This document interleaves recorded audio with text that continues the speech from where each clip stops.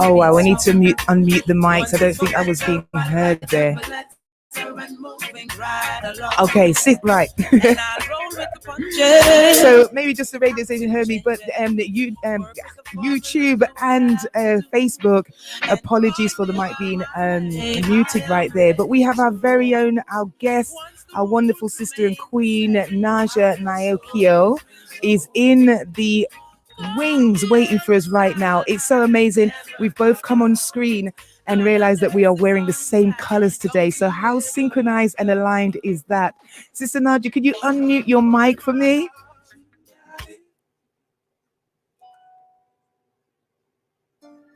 Are you there, sister? Can you unmute your mic, Sister Najar? Yes, I have unmuted my mic. Fantastic. I can hear you now. Much better. Oh, I'm getting something else coming through there. Okay. If you could mute your phone, whatever device you're using to listen to the station, if you could turn it down a little bit or just mute it, because it will give me, we will get feedback from the two. Are you getting the feedback right now? No, I was before. I was hearing something. Oh, wow, we need to unmute the mics. I don't think I was being actually heard there. Something's doubling back. Okay, sit right. So maybe just the radio station heard me, but YouTube and Facebook. Okay, here we go. Something was coming back in, but we've got rid of that now. So I want to welcome our guest once again, our wonderful sister Najar, who is in here. And she's all the way in Kenya right now, I believe. She was born in Uganda in the early 60s. You wouldn't believe it, looking at her beautiful young face. And as a family was traveled a fair bit.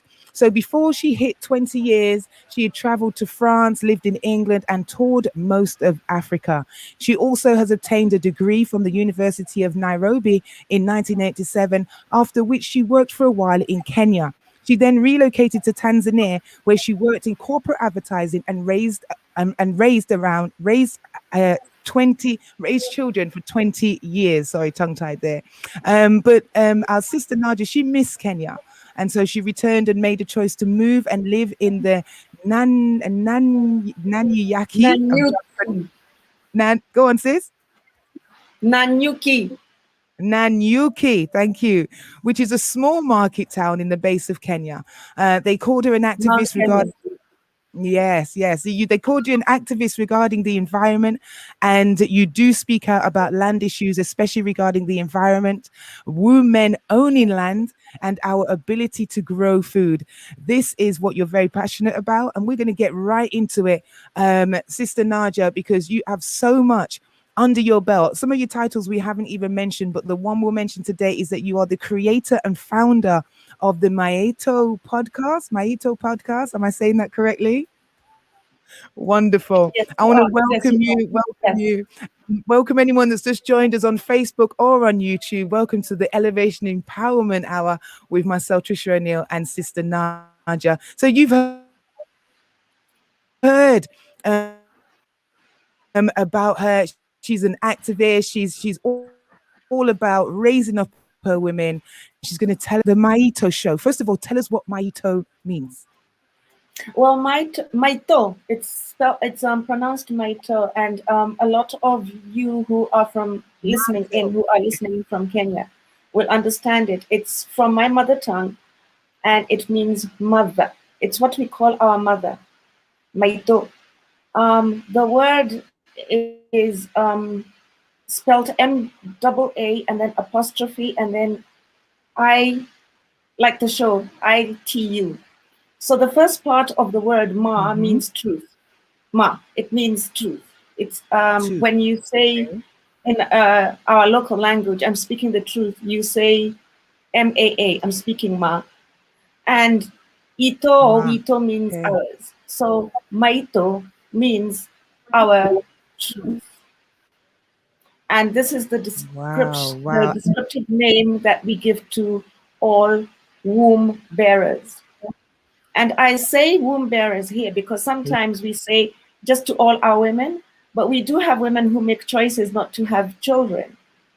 but they still have womb. And therefore, this title goes to all womb bearers. Fantastic, absolutely. And you know what? The word womb, you see, if you're just listening now and you're tuning in, I just want you to know that the spelling in which our sister is talking is WOMBMAN, womb man. Okay, so we're dealing with the womb. As we know, it's a galaxy, but I'm going to allow Sister Najar to really break it down for us. So, Sister Najar, the intuition of the womb. I mean, let me just backtrack with the Ma'ito. And I'm recognizing from when you said it, it's like Mahat, mother, you know? Yes. So it's when we look at the translations through our African dialects, we find that the letter M, something I learned recently, that the letter M is the beginning letter for the word water in a lot of the African dialects. The letter M. So mother and M for water is so strategic that water brings life, mother brings life. It's just amazing. But, you know, I know you're going to break it down for us. I know you're going to break it down. So, you know, I just want to thank you once again for coming on the show. And what I'd want to ask you first of all is, what attracted you to finding out that there was an intuition or the connection with the womb, that women had a connection with the womb? What brought you to that conclusion? Well, it wasn't really like I came to the conclusion directly. It was more like there were so many things which were happening in my particular life. And because I would understand things on an intuitive level, and other women with me would also understand those things, but our men didn't. So I decided to study more about the womb. And this is when I realized, oops, we are not taught a lot of this stuff. And a lot of time when we do have an intuition, it is stamped down. We are told, no, you don't listen to your intuition. There's nothing like women's intuition. And the reason why our men say that we do not have, that there's nothing like women's intuition, is because they don't have it. Now, understand this. You cannot teach a thing that you do not know about. Absolutely. Right, you can't. So when I went into studying the womb properties itself, because like I said, we are not WO men, you know. I usually say we're not whoa men. No, we are womb men. That's right. We are men with wombs. We have these extra wombs, and this womb is a whole other organ in itself, which is just indescribably wonderful. It's like you said just now, it's a whole other galaxy. It's a whole other world. So I started looking up on that. And that is when I discovered, oh, so that's where we get our woman's intuition from. We get it from our womb. Because we have what is called a utero-vaginal plexus. Now, this isn't spoken much about. We hear about other plexuses. Could you repeat that? Could you repeat that? Utero-vaginal plexus. Utero-vaginal plexus. Okay. Okay. Yeah. It's at the base of our spines. Okay. If you know when women are given this, what's this injection called when you're giving birth? There's a block. That's the place. There's a block which is given to an injection which is given to women in the spine when they're giving birth, so that the epidural, they don't feel pain. The epidural, no, very dangerous. There's an injection which is given at the base of the spine. Yes, that one. So that is where they inject. That's where they inject. Yeah. Okay, and all these extra nerves. There are about 1 million extra nerves which we have and which men don't have, and we have them from a very early age. In fact, we have them from the time that we are in our mother's wombs, because our own wombs develop when we are in our mother's wombs at 22 2 weeks. We have fully developed wombs. So already when we are born, we already have all these extra nerves, extra organs, which are picking up data from all around. They're picking up data from our own mothers, from what our mothers are doing, from what our mothers are eating. They're already picking up data because they're formed, you see, they're formed. We're not in her galaxy isolated. We're in her galaxy, and we're listening to everything that she says, and we keep these memories in the uterovaginal plexus. We keep these memories, and these memories, when we are born with them, we still carry them, and then we start creating memories of our own in this world. And these memories are what we rely on when we speak about women's intuition. Because how can I explain this? For example, when we are taught in school how to recognize the color blue. Why do we know that the sky is the color blue? Because we have been taught that the sky is the color blue. So when it comes to our intuition, we recognize things because we have been taught this over and over and over again from before we were born and in our childhood. So we know what we are feeling. And this intuition is what now we learn to rely on in throughout life. Are you still with me, Tricia? Say that again, sorry? Are you still with me? Yes, I'm totally with you. I've got text messages coming through with questions already about what you're saying. So, I'm just like, phones are going off, but totally with you. What you mentioned about putting that adrenaline in the base of the womb and therefore causing that blockage. Now, when it comes to the child being in the galaxy and the child is experiencing all those words and feelings and things like that, and you say there's a memory, would that say that in the psyche? Right. So in the psyche of that child growing up, they say between the first 7 years is the most the time of the child where that's where they're formed, their character and their personality is formed. But from what you're saying, it actually begins in the womb, and from in the womb, even though the child may come out, the child is then watching what he's been hearing. So this marrying the energy and the vibrations.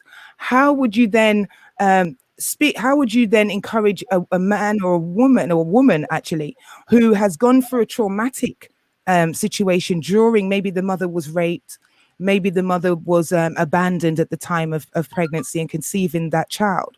How would you speak to that woman and encourage them to be in tune to their womb, to bring out the best of themselves, to get rid of all the negativity that was planted from in the womb, to bring out the very best of themselves? And in fact, there's 2 questions, but I'm going to ask you that one first.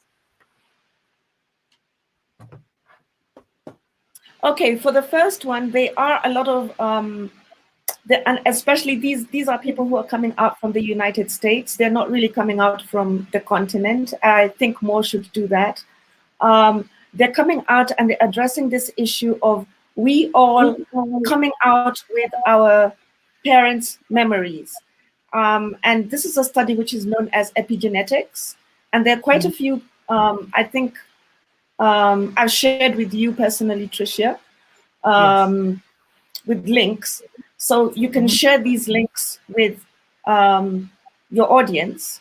Because there are those who do this, and they do this specially, it's their root work.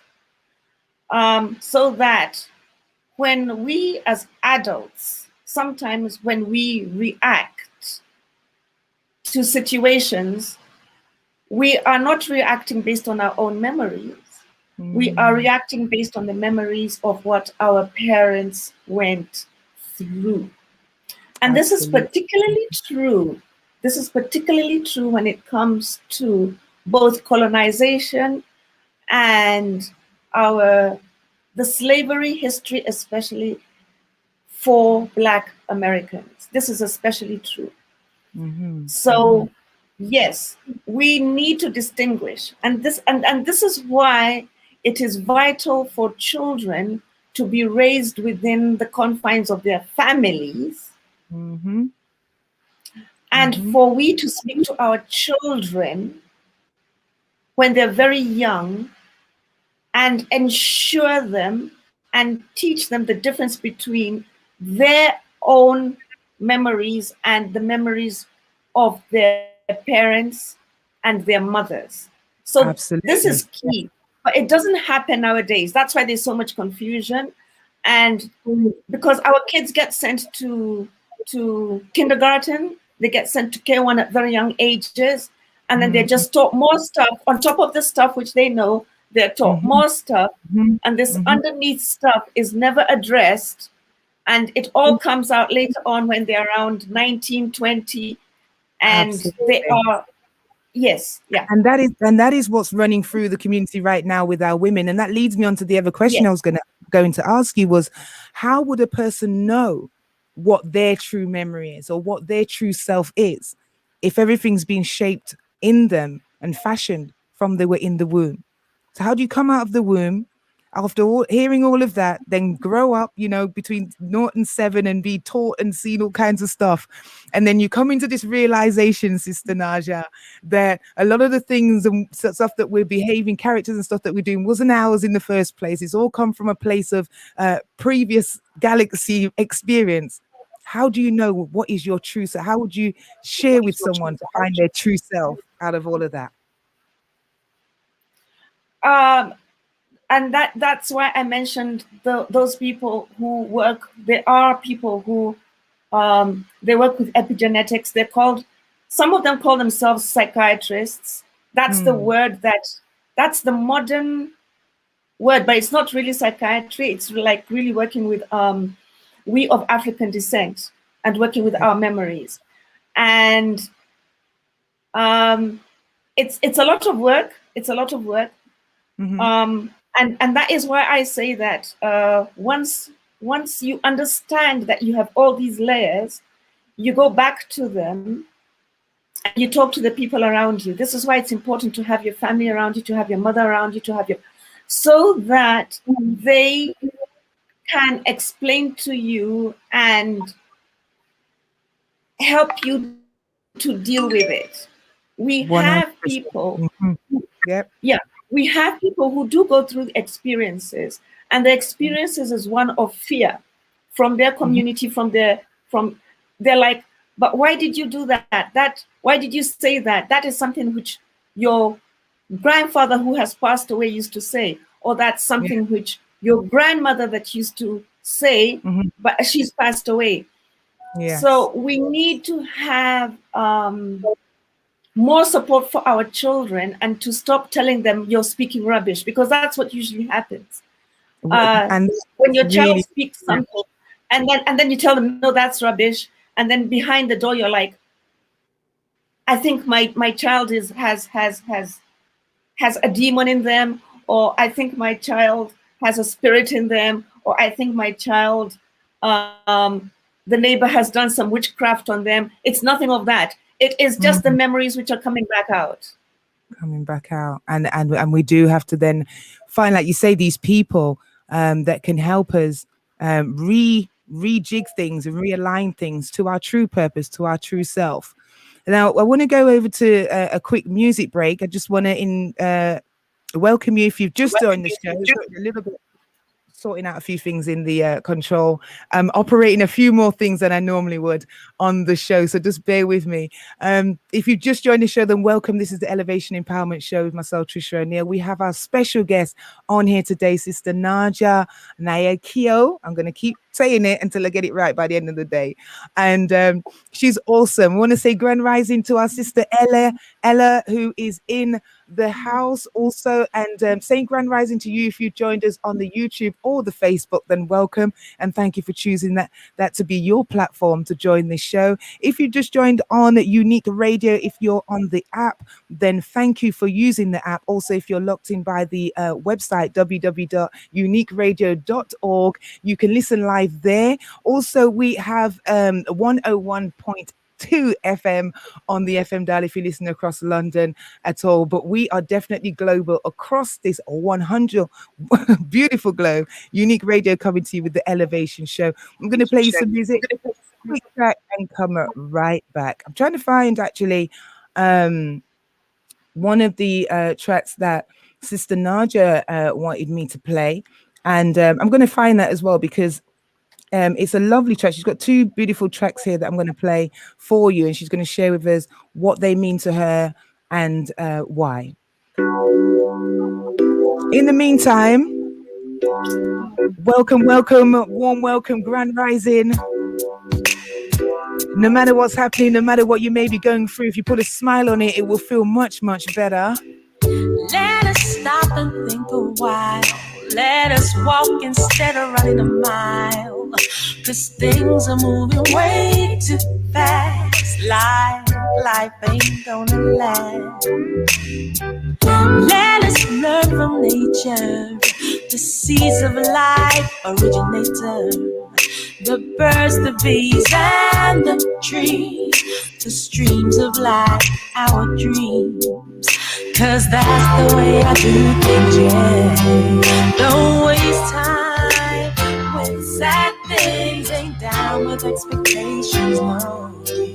'Cause I know what's real. I smile, that's just all I have to do.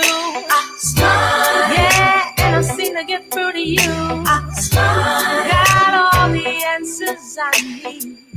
No talking, just be me.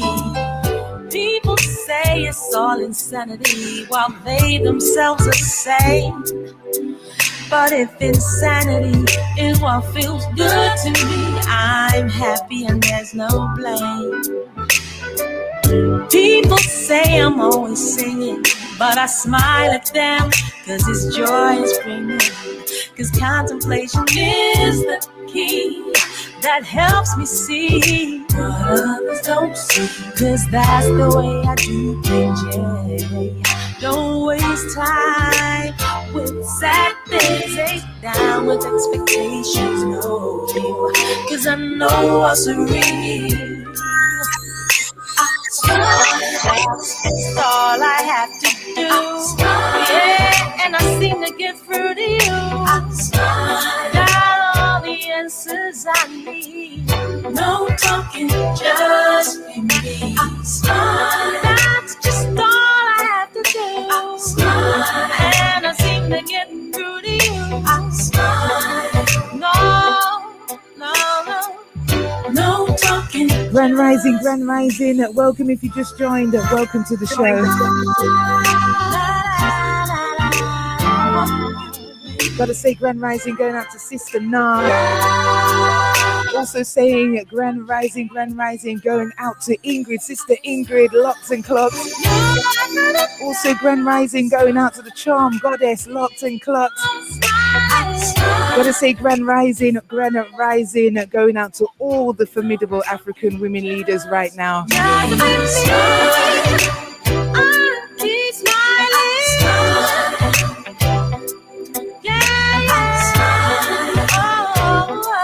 Don't forget to share the link, share www.uniqueradio.org.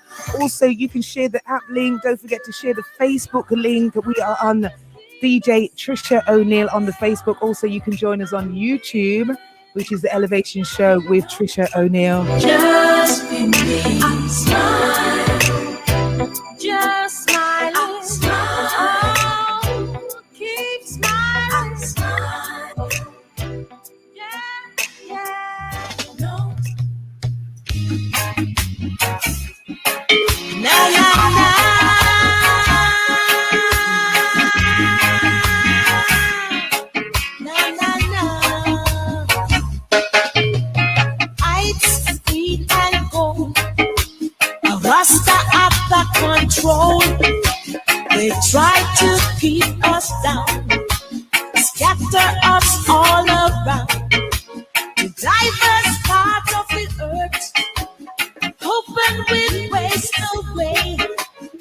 matter what they do, no matter what they say, all I got to do is harambe, harambe.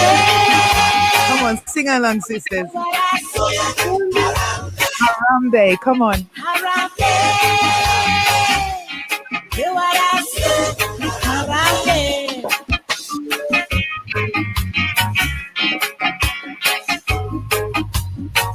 Beautiful sounds of Rita Marley right there, and Harambe, Harambe. Track selection from our sister Najar, our guest today. I'm going to tell you the meaning of this in a minute. Check it next time, it shows that's the way we should be, all together in harmony, sailing in the same boat. So we're getting some comments coming in regarding the epidural, Sister Na. And also one of the questions that we have is, what was the plexus, vaginal sacral plexus? If you could say that again for us. They wanted to hear that again. Excuse me. You can Google this. This is the utero-vaginal plexus. Could you just spell that for us, or type it into the chat, or spell it for us for the radio listeners as well, please? Okay. So uterial. This is the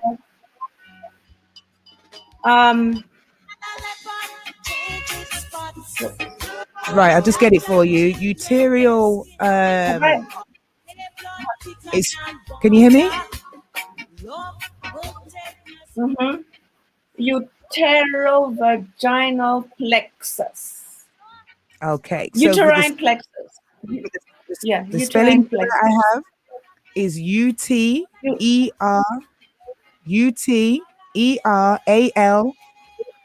vaginal VAGINAL plexus PLEXUS. Okay. Yes. Right, for those that didn't get that, and there you have it there. If you're on the Facebook or the YouTube, it will be typed into the chat as well. Another question is, does the natural intuition come out to override the unlearned?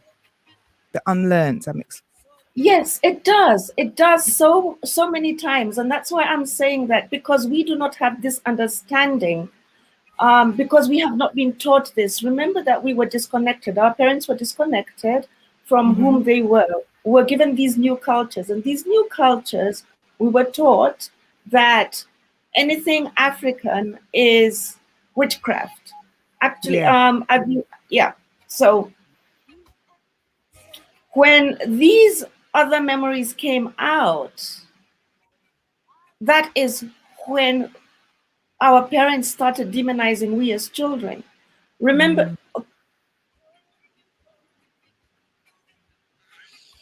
I don't know how far I can take this. That's why I'm hesitating.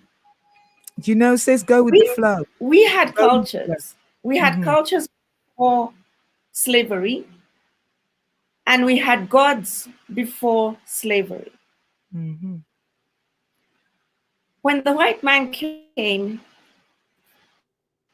he imposed on us certain cultures and told us that our own particular cultures were cruel. So there was a disconnect, and now it depends on where you're from and where your family is from. So for my particular family, I can say that the disconnect came 100 years ago, about 100 years ago, because that's the time when my grandparents accepted Christianity and tabooed their own cultures, because that's what we did. It was a taboo. So what happens is, when our children's memories surface, before Christianity, it was understood. Okay, this is so and so this is a memory from so and so. This is so and so who is speaking. This is so and so, and they would be able to identify that person, and they would say that person is speaking through the child, that is your grandmother or your great-grandfather or whoever it is.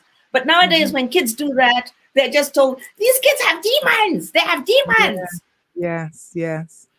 So we break the channel, we block the channel in which we can receive the messages and instructions that we need to in order to continue the journey in which we're on. Absolutely. That is a problem. We actually demonize it. Yes, And we it have. is made a taboo.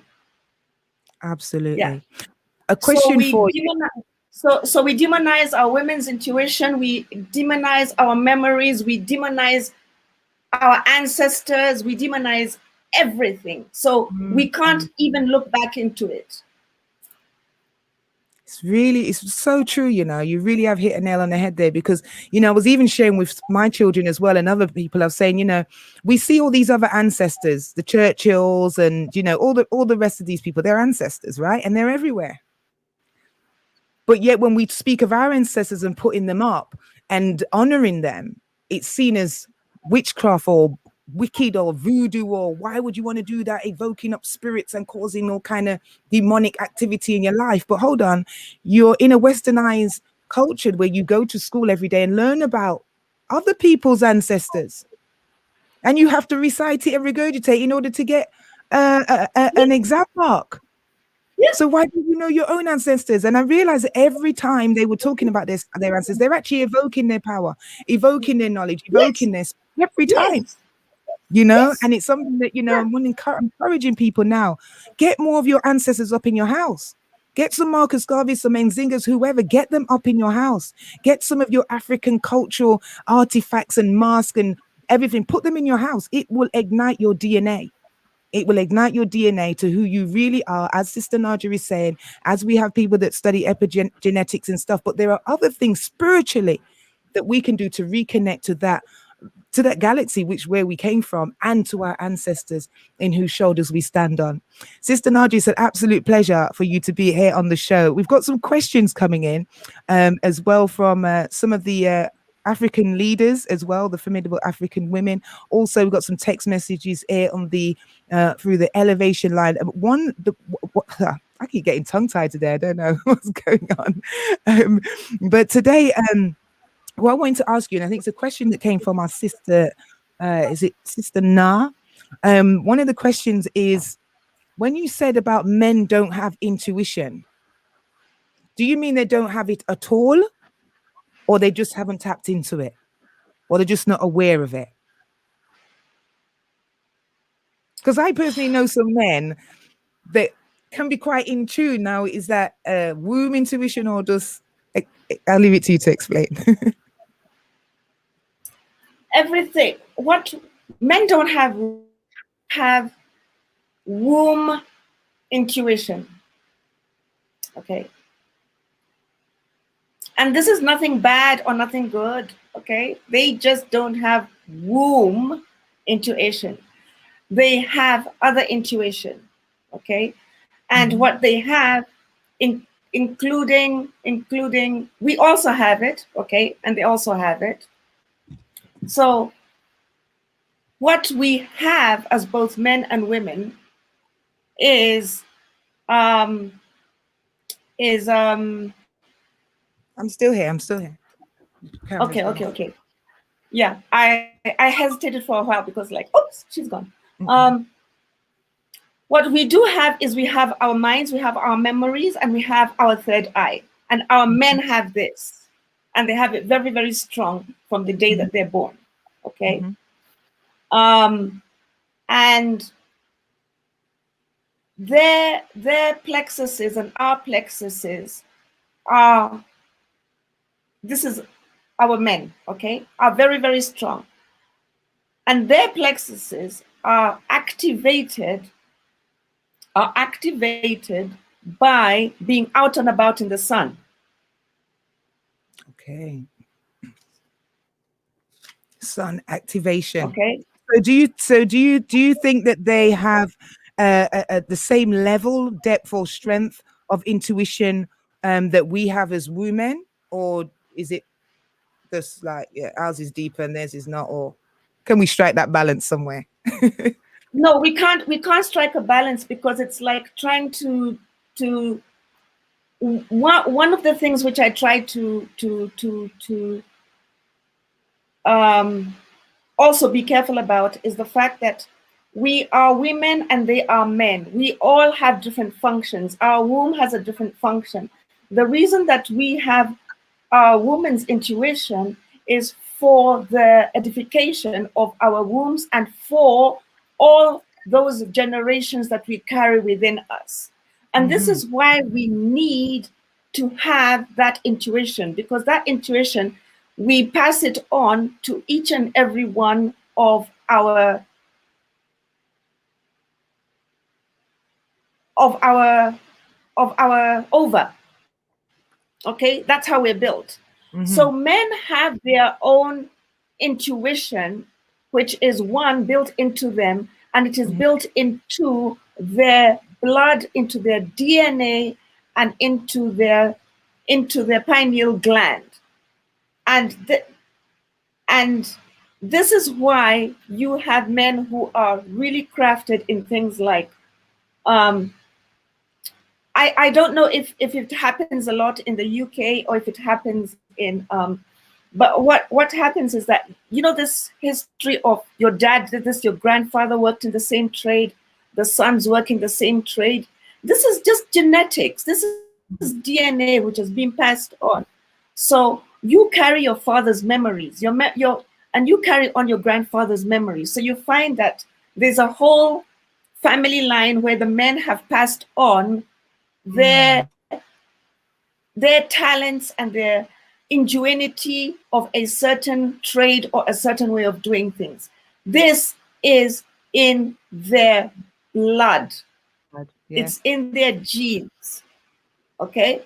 And this gets activated by the signals that they really need to receive. I want to stick a pin right there and go to a quick musical break. Thank you very much. If you've just locked in, we are the Elevation Empowerment Show right here with you until 10 a.m. We have our special guest, Sister Najar, sitting here live and direct in Kenya. I'm broadcasting here live from Nottingham City. So we're global sisters. You know, we're connecting across the globe. If you'd like to send a message or I have a question for Sister Najar, then please feel free to text 07368 412 990. That's 7368 412 990. Share the link. We are on Facebook Live and also on YouTube. So share the link. That's Tricia, DJ Triciaelevatoroneal on Facebook, and also the Elevation Show with Triciaelevatoroneal on the YouTube. Let's get that up there. Please don't forget to like and subscribe my channel so that we can grow organically and have more wonderful guests like Sister Najar on here. So I'm going to go over to one of Sister Najar's tracks, and then I'm going to speak to her about those two tracks, because Harambe is a beautiful song. Harambe, yes. And it's about working together, pulling together in one love and in peace and in harmony. So that's why I actually love that song, because that's my thing. That's what I'm about. People coming together. Sometimes it doesn't work out too well. Sometimes, things happen and it's a bit crazy. But my motto is, when great minds come together, there is an explosion, but it's how we beautifully put it back together again is the main objective. So I'm all about the peace and love and unity. We're going to go into the next track of Sister Najar, and then we're going to come back with a bit more depth of Harambe and how we as women right now in this month, going forward, it shouldn't just be a month or a day for women's uprising, for women to encourage and empower each other, for women to support each other. It shouldn't take a month or a day. This should be standard. This should be a standard thing that we're doing, because a great teacher said, show me your women and I will show you your nation. Show me the state of your women and I will show you your nation. So let's not keep this to a day or a month, sisters. Let's do this on a regular basis. Let's continue to come together, unite, and be strong in a oneness, building up our nation. I'm not saying about women live and all that. I'm going to get into that because I'm not divided. I'm just saying that women need to come together more, because it's been said that we are our very worst own enemies. If you agree with that, text me 07368 412-990. That's 07-368-412-990. As I try to get up Sister Najar's track. If we don't, then we'll have to go to another track in the meantime. But I really want you to hear this song here, because I know it means something to Sister Najar. So let's see if we can get this on. Sister Najar, is there anything you'd like to say on that, where women are concerned, where our sisters are concerned, and leadership, for instance?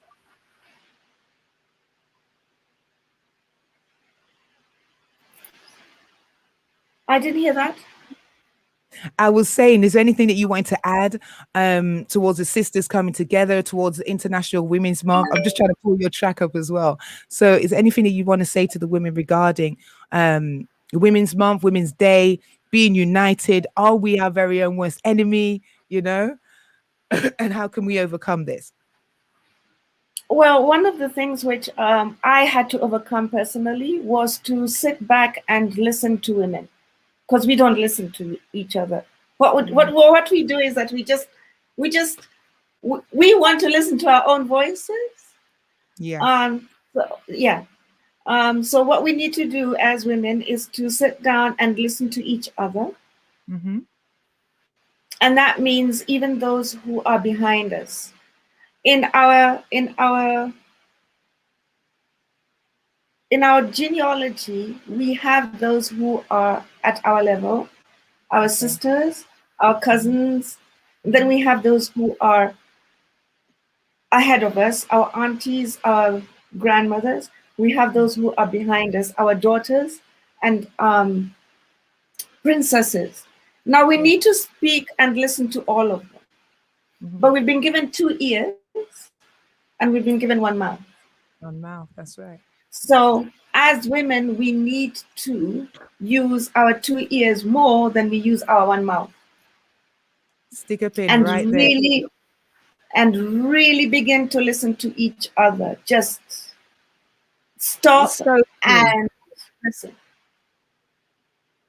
That is so important. That is so important. I have to be aware of the delay that we have sometimes, but it's so important for us to do that for each other, to be there, to listen with our hearts, you know, not listen with the mind to respond, but listen to the heart, you know, to be able to feel, do you know what I mean? To be able to understand where that sister's coming from, because sometimes the sister doesn't even need you to say anything. Sometimes she just needs you to just be there to understand her, understand me, you know? And when you can understand me, then we can stand together inwardly to bring out that which is in us, you know what I mean? Which is the love and the joy and the peace that's really in there. So yes, I really do agree with you there that we do need to listen to our fellow women and in the experiences we've been through, as Sister Nara said as well. Just we're in the same mind here, Sister Nara. So yeah, we do need to listen to the experiences and appreciate the experiences that we've been through. Accept the experiences that we've been through and respect the experiences that we've been through, because in all those experiences has brought us to who we are as the women that we are, rightly or wrongly, in whoever's eyes or whatever perception they want to be looking at us from. But I would say, sisters, do not judge each other. Don't judge it. Do you know what I mean? No. Let's not be judging each other's situation and judging each other's mindsets and thoughts and whatever. Let's see if we can understand it, come together, nurture it, and bring something wonderful out of it. As we hear right now, Sister Nara as well, salute to you as well for the power to our women, power to our power to our women, mothers. Okay, power to our mothers. Am I saying it right? Power to our mothers, isn't it? Our Mothers Foundation. That's right. I knew there was a word missing. Power to Our Mothers Foundation. Check that out on Facebook. Absolutely amazing with our sister Nar Asante. Also, Sister Nar, can you type the women's thing that you have there as well? We can mention that. But Sister Najar, one of the reasons why I wanted you on the show, and not only just because of the wonderful intuition, so that you talk about the womb, but it's how you break it down. And one thing that came to me is that we as when we were young women, young girls growing up, teenagers, experiencing our periods and, you know, having these little feelings and, you know, seeing boys and stuff. How would you what age would you say would be good to start introducing the intuition of the womb to your daughter so that they can see, think, and feel danger when it's coming? Well, you know, they have it as soon as they're born. So from the time of birth, we can actually start, we should really talk about this. Yeah, we just don't listen to them, because I remember that when I was when my own daughter was very young, my firstborn. I have 3 children and I'm a grandmother of 1. But I remember when my own daughter was born, and she was really young. She'd tell me things, and I would look at her like, where did that come from? And I would listen to her. So the mistake that we make is that we do not, like I just said, we do not listen. We just think, oh, I'm your mother, therefore you should listen to me and me not listen to you. Yeah.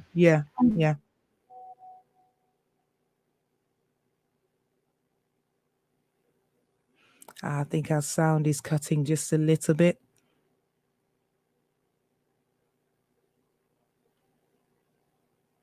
Okay, we'll just go to some of the text messages. Sister, are you there, Najar? We're losing your sound, so you may have to backtrack a bit or turn off your camera. Are you there? Am I still on, or have I gone off? Yes, no, you're still there. We can hear you now. Okay, so what we were taught is that our babies have no memories and they come fresh onto the planet, and therefore that is why we have to go and dunk them into some cold water and baptize them. This is wrong. When our kids are born, when our children are born, they come fresh out of the galaxy and they come fresh with memories. And these memories have not yet been wiped out. Also, now they're being wiped out. Sister Naja, I'm going to have to interrupt you to stick a pin. We're going to go into the commercial breaks. I don't want to run over. If you just joined them, welcome. We'll be right after these. This is the Elevation Empowerment Show. Keep it locked.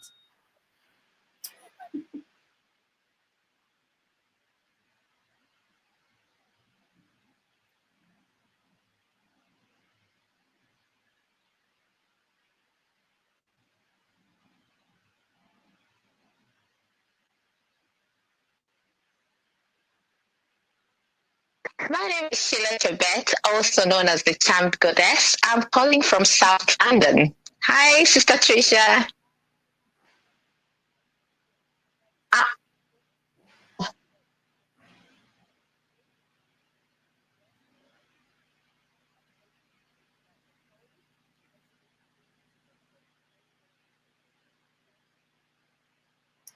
Where am I not hearing? All right, then, okay. Okay.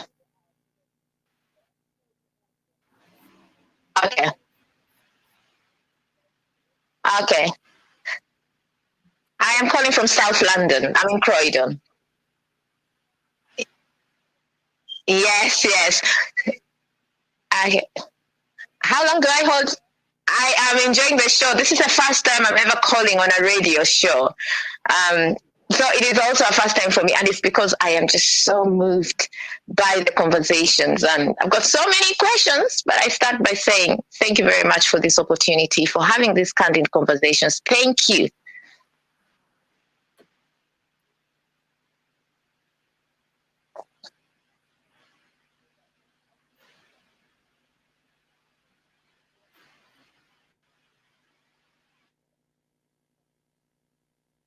Yeah, okay. So how long do I hold for? How long is the hold? Do you know?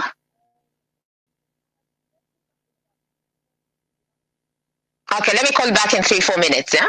Let me call back. All right, then, okay, thank you. Okay, bye.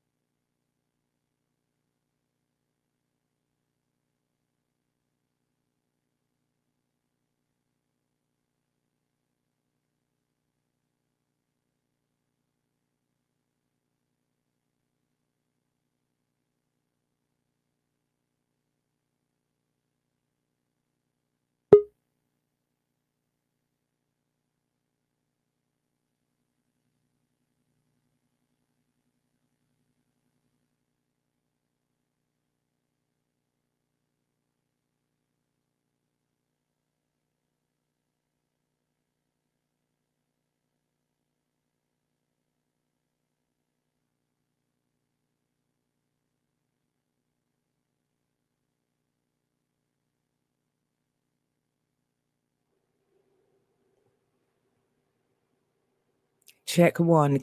Can you hear me? Have we got a sound out here? Okay. Lovely, lovely. So I was talking for a long time and there was no sound. Imagine that. It's all good. It was sent out in the atmosphere. It's gone out in the airwaves. So let's just get that off. We got the radio still going on. We need to stop that.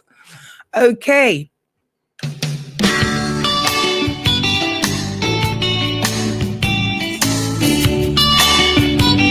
Another wonderful track from our sister Najar.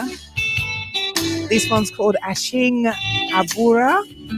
I'm sure Sister Najar will pronounce that properly for me. It's a Kenyan track and it's a style of Benje.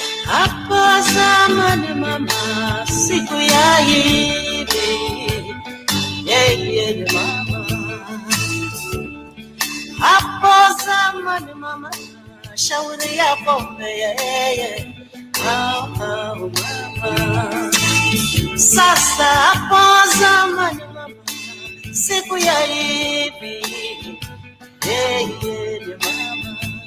mama. Sasa hapo zamani mama, shauri ya pombe mama. Ninti bona ntilinqinda nje kungenxa yamabhulu babo mama. Ninti bona ndingena khaya nje kungenxa yamabhulu babo mama.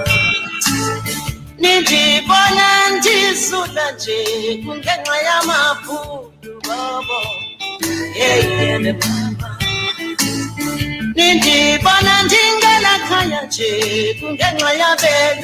If you just joined the show, then welcome. This is the Elevation Empowerment Show. I'm Triciaelevatoroneal. If you'd like to get involved, if you'd like to ask our special guests any questions about the womb and the intuition of the womb, then feel free to call or text 07368 412 990. Sister Najar, live in the wings. This is one of your tunes. I can see you bopping there. This means a lot to you, right?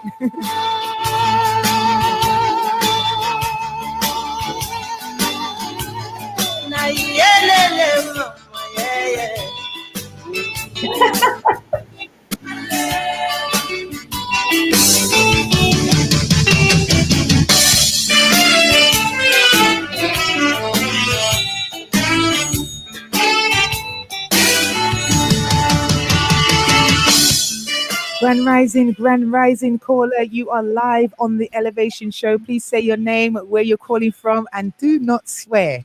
I am certainly not going to swear. My name is Sheila Jessebet, also known as the Charmed Goddess. I'm calling from South London.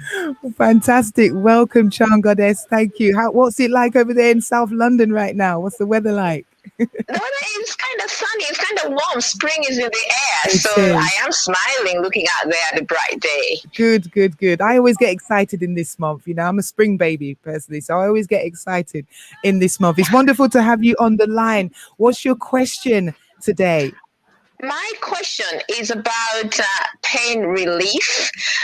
And I asked this because when you go to the hospital, I've had all my babies in UK hospitals, and my sisters are in Kenya, where Sister Najar comes from. They have had their babies in Kenya, and both hospital experiences are the same in that we are given a variety of pain relief methods. Mm-hmm. All of them are to do with spinal block, epidural, gas and air. So the chemicals basically, which they play the same function as Sister Najar say. They go to the utero-vaginal plexus to block it, which now I'm realizing for the first time we shouldn't send this kind of medication to the galaxy. So my issue is this. When you are going to give birth in the hospital, and these are the pain relief options given to you by people in white coats and looking like they have studied this, they know this very well. So they are advising you and telling you these are the pain relief options, and they suggest you take pain relief because giving birth is very, very painful. And you need to manage this pain, and these are the options. So how can we, now that we know this information, that this narcotics shouldn't really be going in our galaxy, how can we react to that? Are we allowed to bring our own pain relief methods that are okay to the birth center in the hospital? And what are these pain relief methods as well? When we take away these chemicals that we're given from the hospital, what are the ones? What options do we have? Or is birth not supposed to be a painful experience? Those are my questions. One question that has different bits in it. Okay, Sister Naja, I'm going to leave that for you to answer. The giving pain is not supposed to be a part of giving birth. Period. Wow.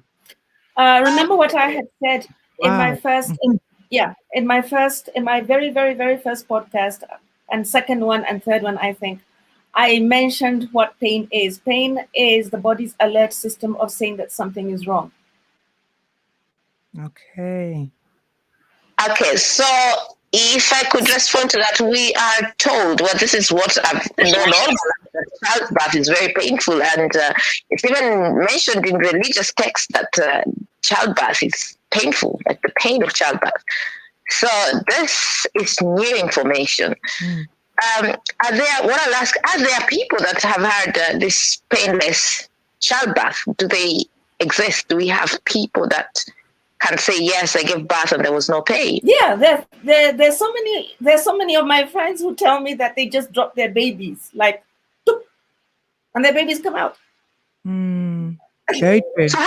So how can we get I'm one of those people that could say my babies came out that way, because I've had very, very quick births. And so it's like start to finish, less than half an hour for all of them. But the pain was indescribable.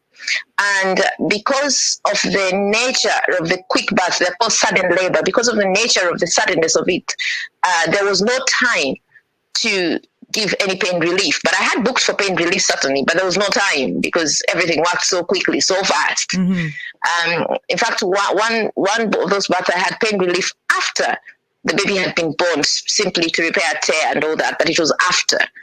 But during birth itself, I have not had any pain relief. They've been very fast, but the pain was indescribable. So when, but I would be one of the people that would say, okay, for mine it was very fast, and people would interpret it painless, but the pain. So these people that I have painless, and now that Najar, the expert in these matters, Najar has taught me a lot about the womb. How can we get to that state? How can we get to that state whereby we are experiencing this painless childbirth? What do we need to do? Wow. This is something which we need to address from the beginning, and do you know what indoctrination is? If you are told that the sky is blue from the day that you are 2 years old, what color is the sky, ladies? Because why is it the color is not blue? The sky actually is not blue, though. The blue is a reflection, isn't it? This is why the indoctrination. They have painful birth because they are not built the same way we are. Therefore, this whole story about painful birth is not part of our story. It's part of their story. So when you say that it is written in the Bible and in other texts, whose texts are those? Those are not our texts. Those are their texts. But we have wider hip bones, we have bigger bums, we have stronger pelvic muscles, and our wombs are made in such a way that we are supposed to give birth to many children, pain-free. Everything else is indoctrination. And this is what I try to teach on the Maito podcast. We need to get to a place where we can understand that we have been severely miseducated as womb men. And there are two reasons that we are miseducated about we as women. One is that, number one, they're not our melanated histories. Number two, that it is a patriarchal education that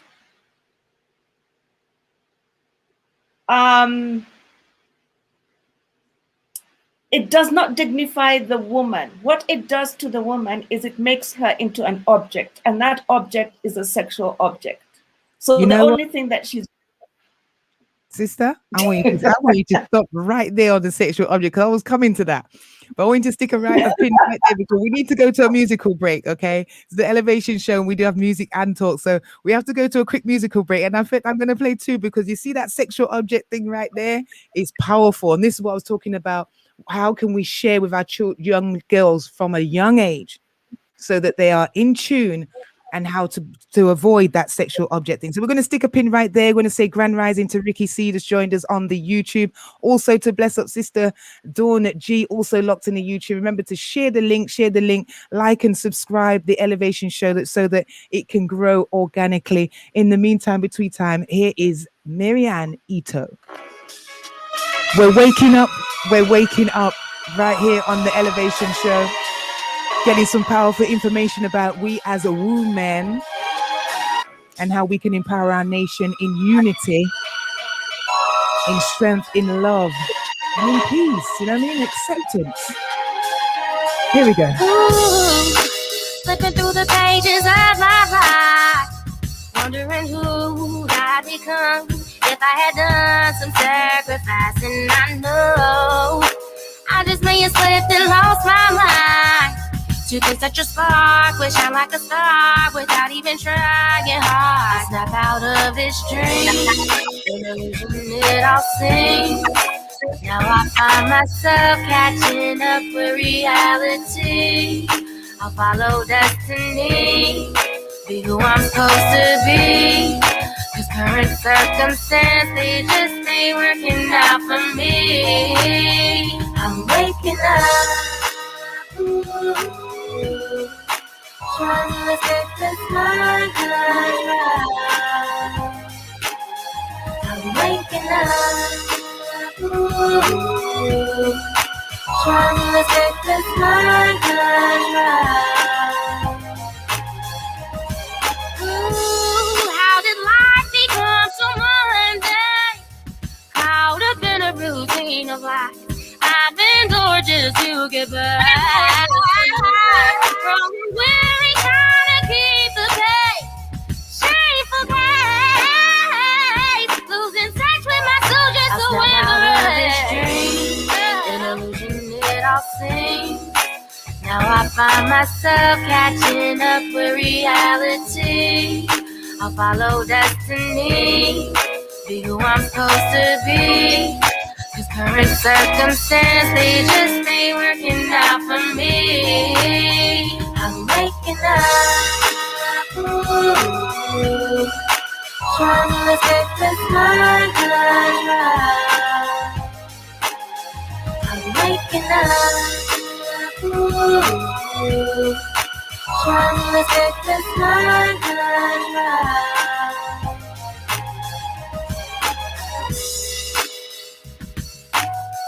Remember to share the link. We are live on Facebook and also www.uniqueradio.org. Don't forget you can download the app on your app store.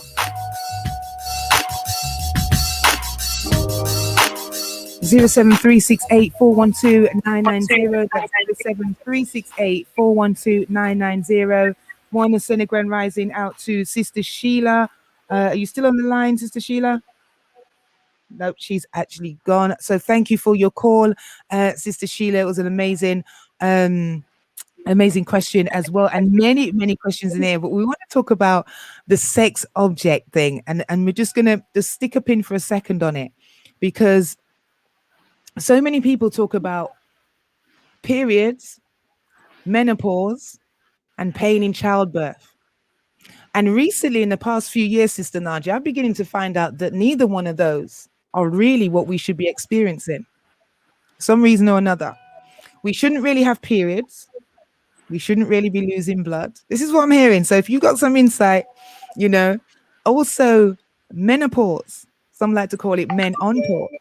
Is that a natural state for us, or is that another indoctrination? So those are two questions that I would like to hear your insight where that is concerned, because I've been told that women are not supposed to have periods, and the lighter your periods are, is more healthy you are, if you're a fitness person kind of thing. But also menopause is something that shouldn't really be happening. Women should be able to have babies all the way through their lives. So could you bring some light on that for us and for me and the listeners? One of the worst stories, one of the stories that I really hate, really, is the one about women being we're objectified from the beginning. We are told that God created man first and then he created woman second, and that Eve was such a nasty person that she went ahead, listened to the snake, ate some apple, which we and therefore, because of her actions, her and Adam were thrown out of the Garden of Eden. Mm-hmm. And in all our books, I don't know if it still happens now, but in all our books, at least the ones which I read, all this was the characters were white. They were not melanated. Mm-hmm. So my conclusion was that, hey, listen, that happened to them. It didn't happen to me. So these are their stories. They're not our stories. This is their history. It's not a part of our history. And as Africans, we need to realize that we had a history before slavery. Mm-hmm. So one of the things that Eve was told, apparently, in their history is that she's going to be cursed and she's going to have pain during childbirth. Mm-hmm. That's where that comes from. Mm-hmm. It's not part of our history. It's not. Okay. It's not. Wow. Because, we hear the story, the fact that the Bible, for some that can refer to the Bible, for instance, I can probably go back further, but just for those that can refer to the Bible, that Sarah, who was Abraham's wife, had a baby at 90. 90 years young. She was 90 years young, and she had her first child. So that means her child bearing started then at 90, because I don't really want to believe that she only had one child. So her child rearing years started at 90. So where does this narrative come from, and how is it that we come about having these periods now then? And how is it that we come about? And then this may not be a question that but I'm just throwing it out there for anyone actually who may have insight to this, and how these periods came about, how this menopause came about, and how can we, if possible, eradicate or change it or lighten it, lessen it somehow? Well, our periods, as early as my own mother and my own grandmother, mm-hmm. My own mother, this is less than 100 years. Mm-hmm. Yeah. She didn't have heavy periods. And when I started getting my heavy periods and my pains, she was like, she can't understand me. Mm-hmm. And there was a disconnect. And looking back, none of our grandparents had heavy periods. And the periods are meant to be a quarter of a British teaspoon. There's a difference between the measurements. Okay, so it's a British teaspoon. It's supposed to be a quarter of a British teaspoon for 3 days. Wow. What my grandmother told me is she said this. She said, I do not understand what is happening to our girls today because they are bleeding too much, which is true. And this is caused by a change in food, a change in lifestyle, but particularly what is called indoctrination. You see, if you are told something over and over again, you're going to act it out. You're going to believe it, and it will actually change. It will change you as a person, and you'll start believing that thing. So we have been told over and over again, because we don't listen to our children. So we listen instead to this new culture. And we were told over and over again, listen, when you are this age, you're going to start getting heavy bleeding, and heavy bleeding is a curse, and all women have been cursed. Therefore, you as a woman, you're cursed. You're going to have heavy bleeding. You're going to have painful birth. And that becomes your story. So we've saying that then, when we talk about the power of the mind, it is so important that we recognize the things that we are feeding our mind. And as you said, food is important. Food is important. Now, the stomach, the gut is a second brain. So it's really strategic how we say what we eat and feed our stomach brain, and also the thoughts feed our mind brain as well. The two minds need to be fed correctly in order to bring about this balance. Amazing. Awesome. Listen, I'm going to need to go to a music break, right? Because it's getting heated up here. I've got some text messages, some questions I want to read out as well. So let me just gather them while we go into something from Itana. This is International Women's Month. We are empowering and elevating and inspiring the women today, right here on the Elevation Empowerment Show with myself, Tricia Elevator O'Neal, in fact, with our sister Najar, Nyakio, and I've said that even again, but our sister Queen, who is amazing today, and just throwing out some fire bombs of encouragement and information for us to take forward into our new dispensation as formidable leaders, as women leaders, as mothers, as sisters. Anyway, here we go. That's the wrong way around. Where's it going that way? Gremlins. Here we go.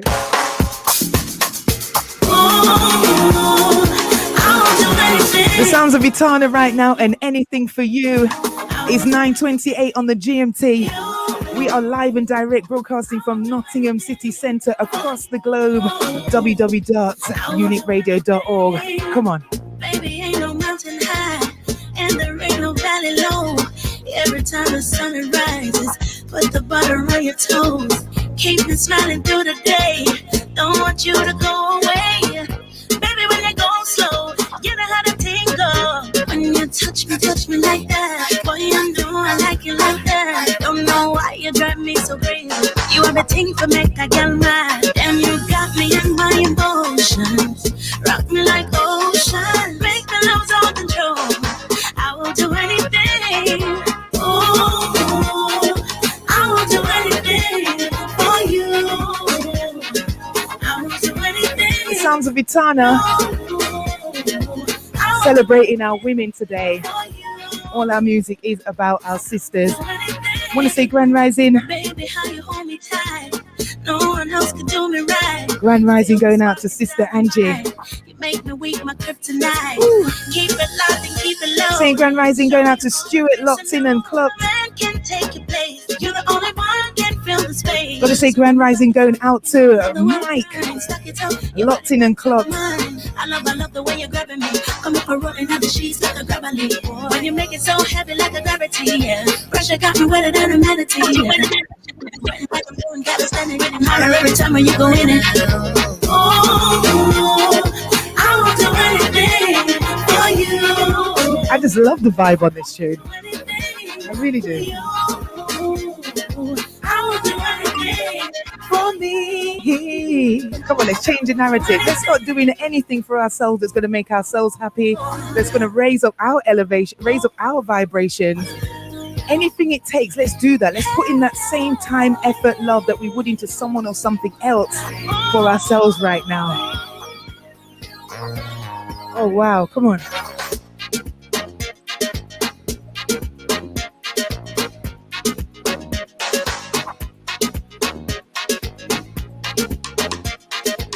Saying Grand Rising going out to the NXG movement, NXG management. Grand rising to all the members. Also grand rising to management.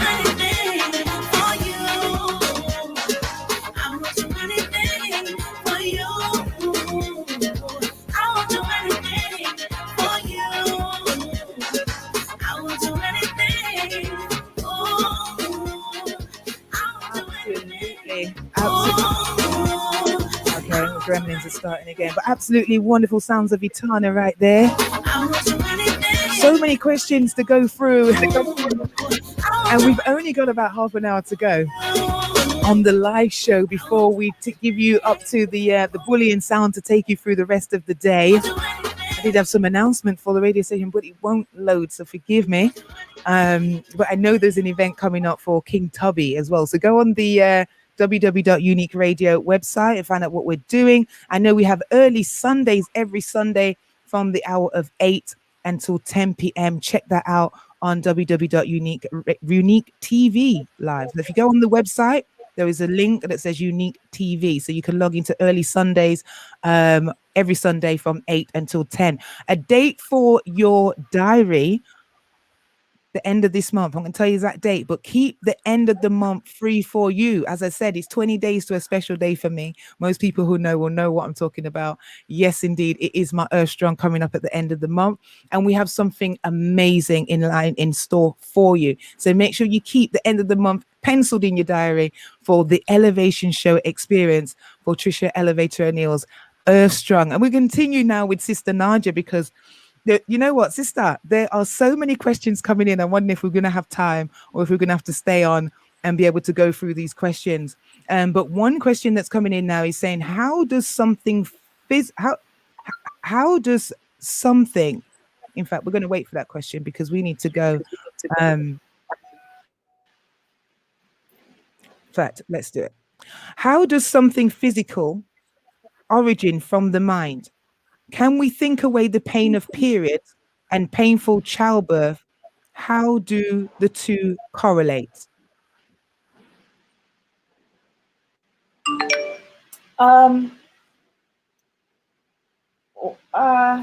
It's not that simple. What we need to do is we need to get to the bottom of the problem. And the bottom of the problem usually is what we eat and what we do. I'll just give a smaller example of a car. I love doing this. I love using cars as an example. Yes. Remember I said that pain is an indicator?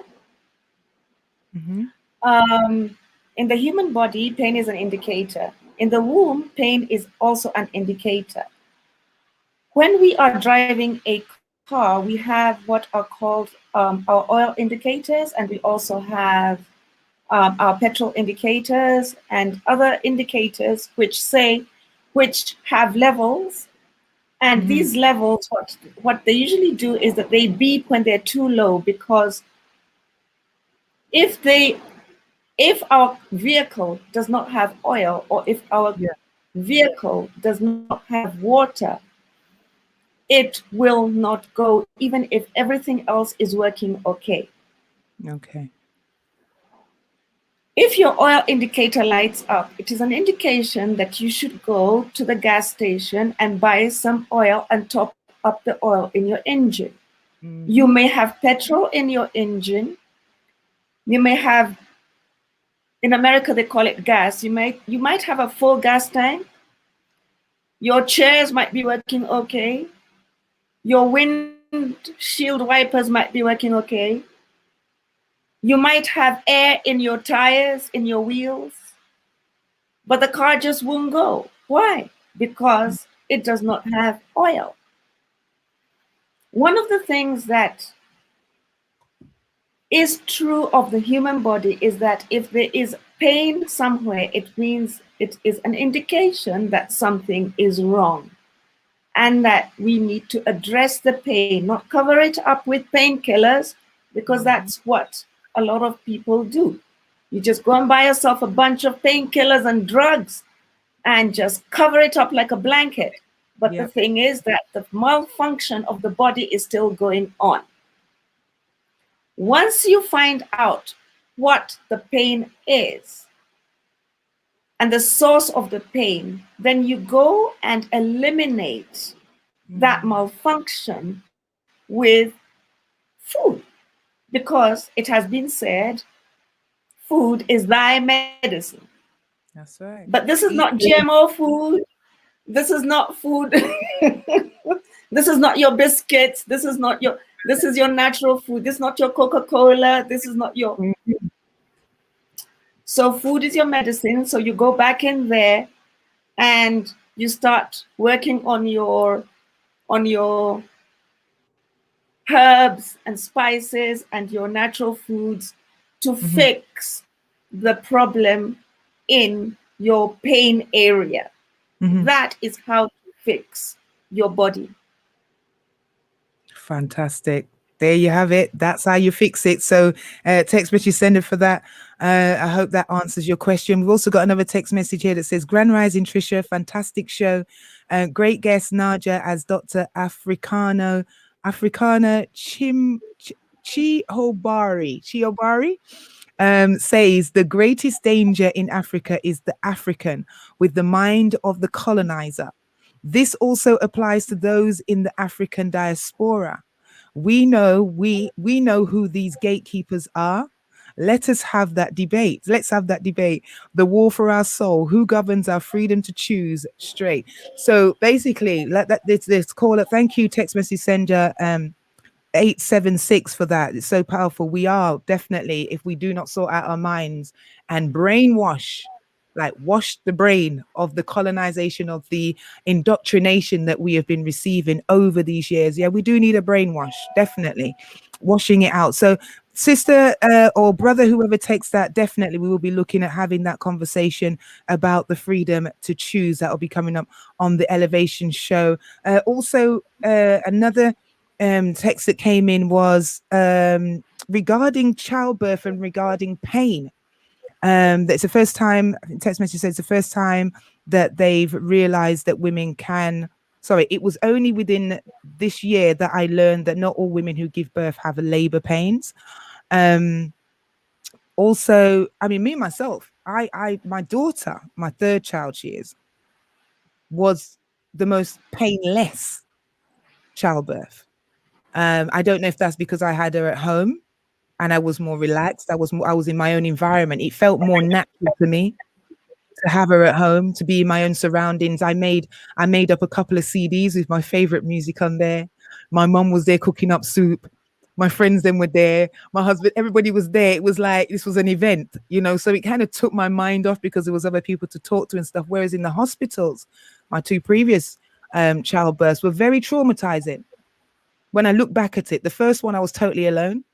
Nobody was there with me, 17 years old. And the second one, it was very traumatizing. I was being sick and had cramps and everything in my leg, and the machines were going and buttons and this nurse and that midwife. So there was a lot of pain. So as you're saying that we shouldn't have pain, but sometimes the situations that we're going through, the environment in which we're in can cause the pain and bring on the pain. Because we're feeling that anxious, we're feeling unsettled, we're not sure, we're scared of the things that are going on in the womb as it is. So all those things bring on those pains. Now, I want to continue, just wanted to share that with you as well when it comes to childbirth and pain, because when I had my daughter, I did actually think, really, should we be going through all this pain? Because I thought my daughter was quite easy. It was a 2-hour labor, you know, and I ate a lot of, I think my diet was different as well, as you say, with the food. Now I'm thinking back to it because I ate lots of okra and, you know, lots of vegetables and things that they say aid labor and stuff like that. So maybe that definitely did have a part to play. Getting back to the text messages, is saying someone said that you need to be on live, and oh no, that's you that said that. Okay, so we've got no more text messages on that line there. So I've got 2 lines going here. Obviously, some people know me personally, so they message on the personal line. Now, Sister Najar, any closing words that you have right now for the sisters, as it's Women's Empowerment Month? The theme is leadership. Do you have any encouraging, empowering leadership words for the sisters that are listening right now that can take them forward into their destiny, take them forward on their journey, feeling strong like super women? Let's hear it from you. One of the word impossible is made up of 3 words. It's made up of the letters I, M, and then possible. When you separate the letters, you get I apostrophe M, possible. Possible. Which means I am possible. Absolutely. And then you stick the womb in there, WOMB, and you say what? I am womb possible. Ooh, girl. I am womb possible. I am smiling so much because that is something that I wrote in my notes today to share with women about impossible. It's literally written here in front of me. I'm like, you know what? We're just so synchronized today, so aligned today, the colors, everything. And that was something I wanted to share with the women as well today, is that anything is possible. There's nothing impossible because you are possible. Anything that you step out to do, you can do it if your mind and your heart is in tune and you put the work in. You know, it can happen. You know, I don't want you to go just yet, sister, even though I'd said that, because the text messages are still coming in. I want to go to a quick musical break. I want to invite anyone else who has any questions about the womb, the intuition of the womb, understanding yourself as a woman, the inner standing and being in touch. Please feel free to text or call 07368 412 990. We are live on Facebook and live on YouTube as well. Share the link, let people know that we are here. We're having a women's conversation today about the womb, about being in tune and how it can help us make clear and concise decisions in our life when we fully know whose voice we are actually listening to, who's talking.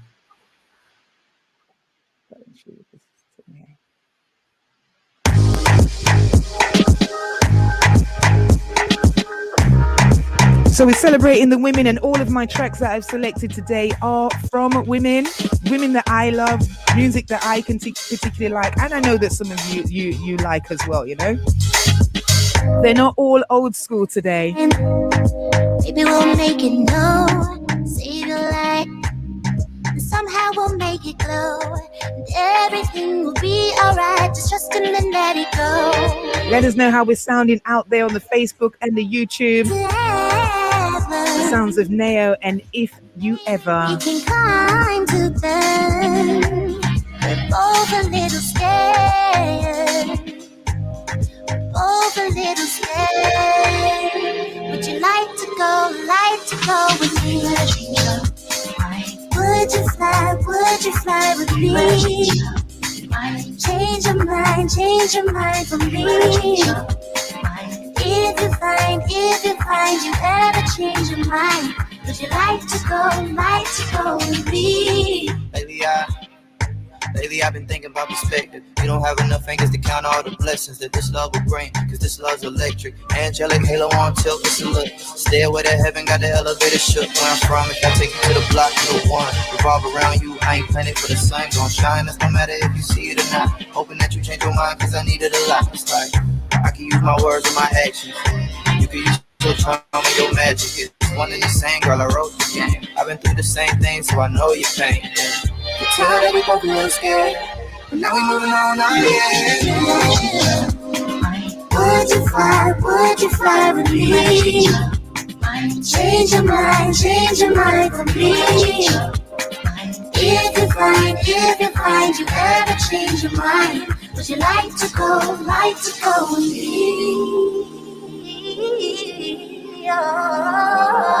Baby, I can show you something, baby, we could be forever. Even through the stormy weather, blowing by the clouds, I promise you I'll never give up. All night. Like to go with me. Yeah. Like to go with me. The sounds of Neo, just getting things sorted out in the studio. We have our special guest, Sister Najar. Yes, we are a music and talk show as well, so we need to let the listeners get some vibes. Sounds of Neo, and If You Ever. And you know what? Sometimes things may not go the way you want it, but you can change your mind. And go with yourself. Go with what you really want to go with. Do you know what I mean? And make it right for you. Absolutely love this one. Inviting you to join us if you are on the Facebook. Also, if you're on the YouTube, share the link, share the link. We are live and direct broadcasting from Nottingham City Centre, across this lovely globe. We're also sitting and talking to our sister over there in the motherland, Kenya. Look at her, absolutely amazing. Look at that, purple just looks amazing on her. Oh my gosh. So we are here today and we are sharing, Sister Naji is sharing her wisdom on the womb and how to be in tune with your womb. It's not just a woman thing, intuition, but the womb intuition is, and it's slightly different. If you were with us earlier, you would have heard the breakdown, but you can watch the replay to get the breakdown on that as to why the womb is different to just regular intuition that male and females have. So we're going to continue, because I have a question for Sister Naja in terms of being a sex object. Okay. Now you mentioned about the womb is not a sex object. Explain for us how we can alleviate the issue of feeling like the womb is something that is supposed to be objectified rather than honored, rather than respected. It's a place where life lives. How can we bring that differentiation? Because you know, some people say that different types of people have sex to have power, and some people have sex to have pleasure. Either way, whether it's power, pleasure, pain, if the sperm hits the womb, it brings forth a child. So how can we eliminate or balance the sex objectification of the womb? Hope that's a clear question for you, sis. Yes, it is. It's a very clear question. And it goes back into what is called the English language. And it goes back to whom we believe we are as womb men. The minute you describe yourself as a womb man, you have already stepped away from objectifying yourself as a sex object, because you have a womb. What are the functions of a womb? Okay. We go back to our first mother, Mat. Okay, and she, what was her purpose? She was the goddess of what? Of justice and of balance. She's actually, you know, the statue which they have over in America, the Statue of Liberty, balancing the scales or whatever it is, that is actually Mat. That's our African goddess. So what is a woman? A woman is a person who is built in appreciation. We have to appreciate this, that the womb's functions are justice, truth, and balance.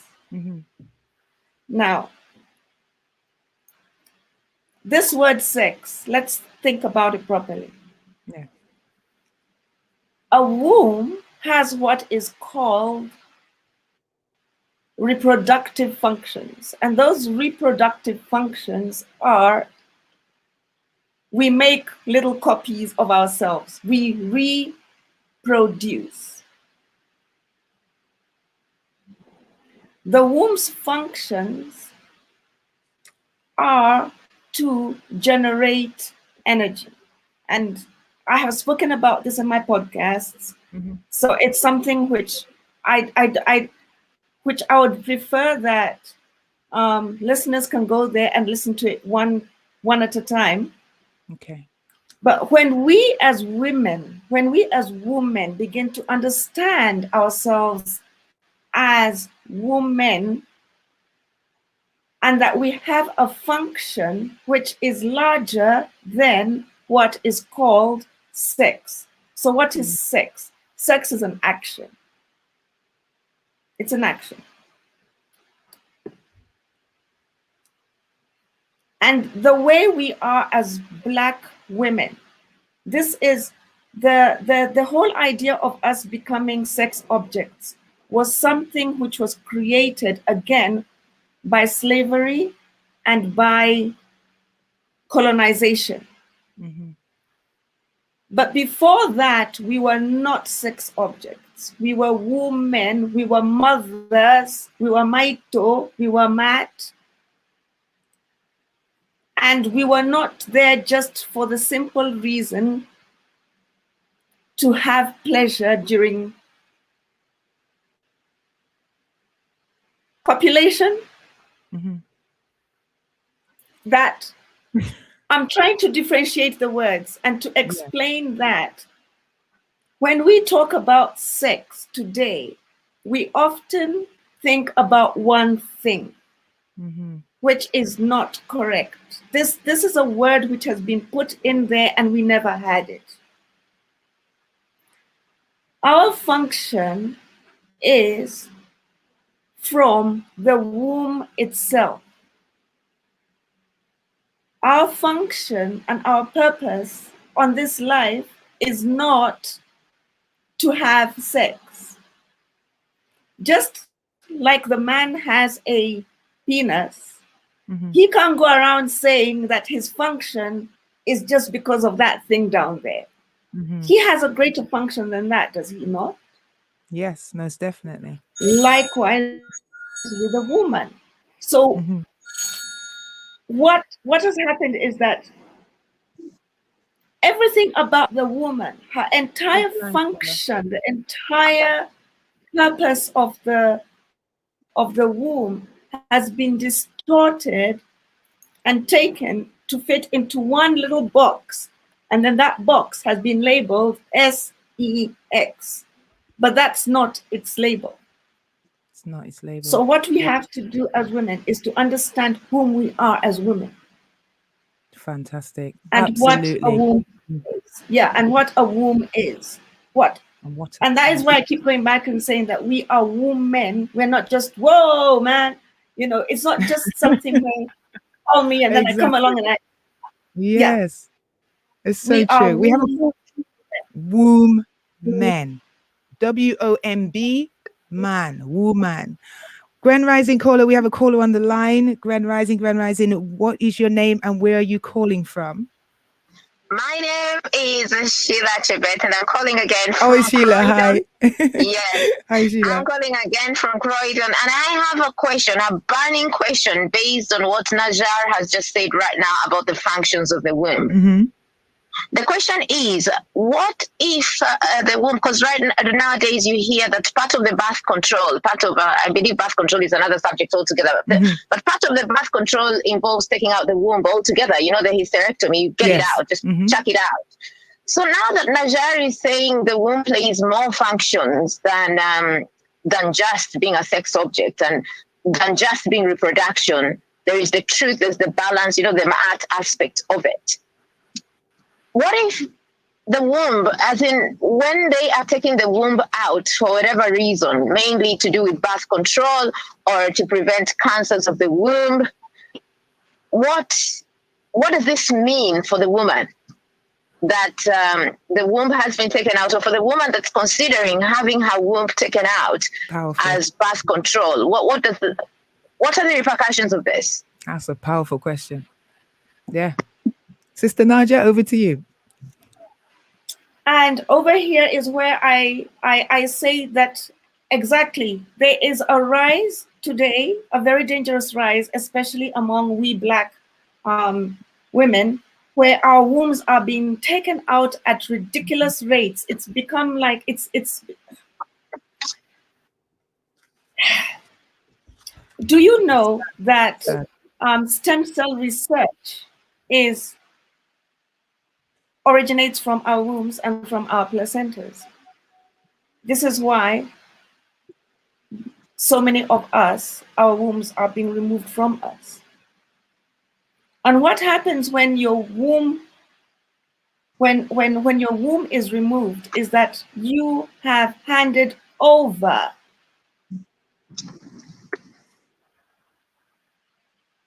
your whole universe. Wow. There are so many of us who speak against this and say that, no, please keep the womb in. It is something which is given to us very early on in life. And taking it out is almost like taking out the engine of a car and expecting the car to still continue working. Wow. Wow. Which is why it is critical for women to understand how important their wombs are. But you see, the reason that they are taking out the wombs is because these wombs have caused them so much trouble. And why have the wombs caused them so much trouble? On my podcast, I outline from A to Z the reasons why we have so much womb pain. And the womb pain comes from a very early age. It comes from the negation of our memories, from the repression of our memories. And then after that, it comes with the fact that we think that because we are women, that we are cursed. So we begin cursing our very selves from a very early age. And then on top of that, we are taught at a very early age that our periods are unnatural. So we begin cursing ourselves at a very early age. So from around 6 years old, you curse yourself. You don't want to be a female. You don't want to be a girl. The whole world is telling you how bad life is as a woman. So when someone comes along and says, well, just take the womb out, that's the best thing that you can do. You actually believe it and you take your womb out. Crazy. Thinking that you can function normally.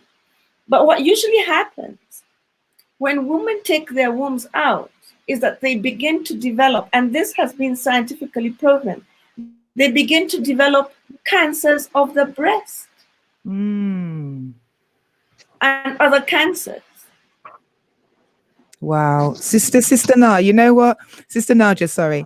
We're going to have to continue. Now, I don't know if you're how you fix to stay on, because the text messages are coming in. People are loving the conversation and discussion. I'm feeling like I want to take it over and just keep it live on the YouTube and the Facebook.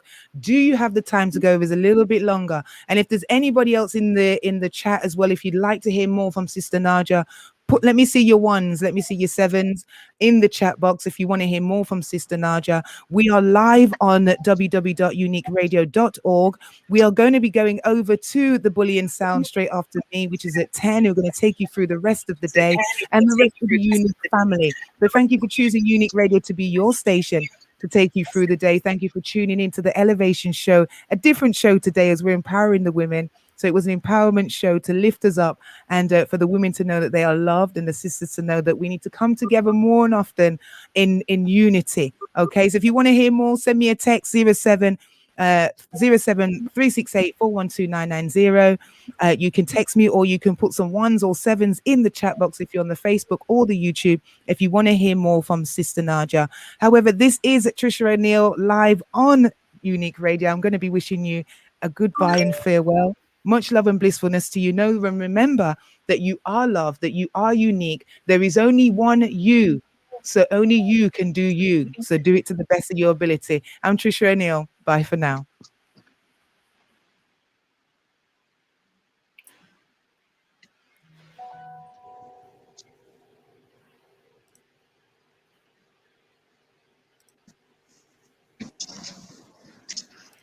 Okay, lovely. We are now just streaming live on YouTube and Facebook with our sister Naja.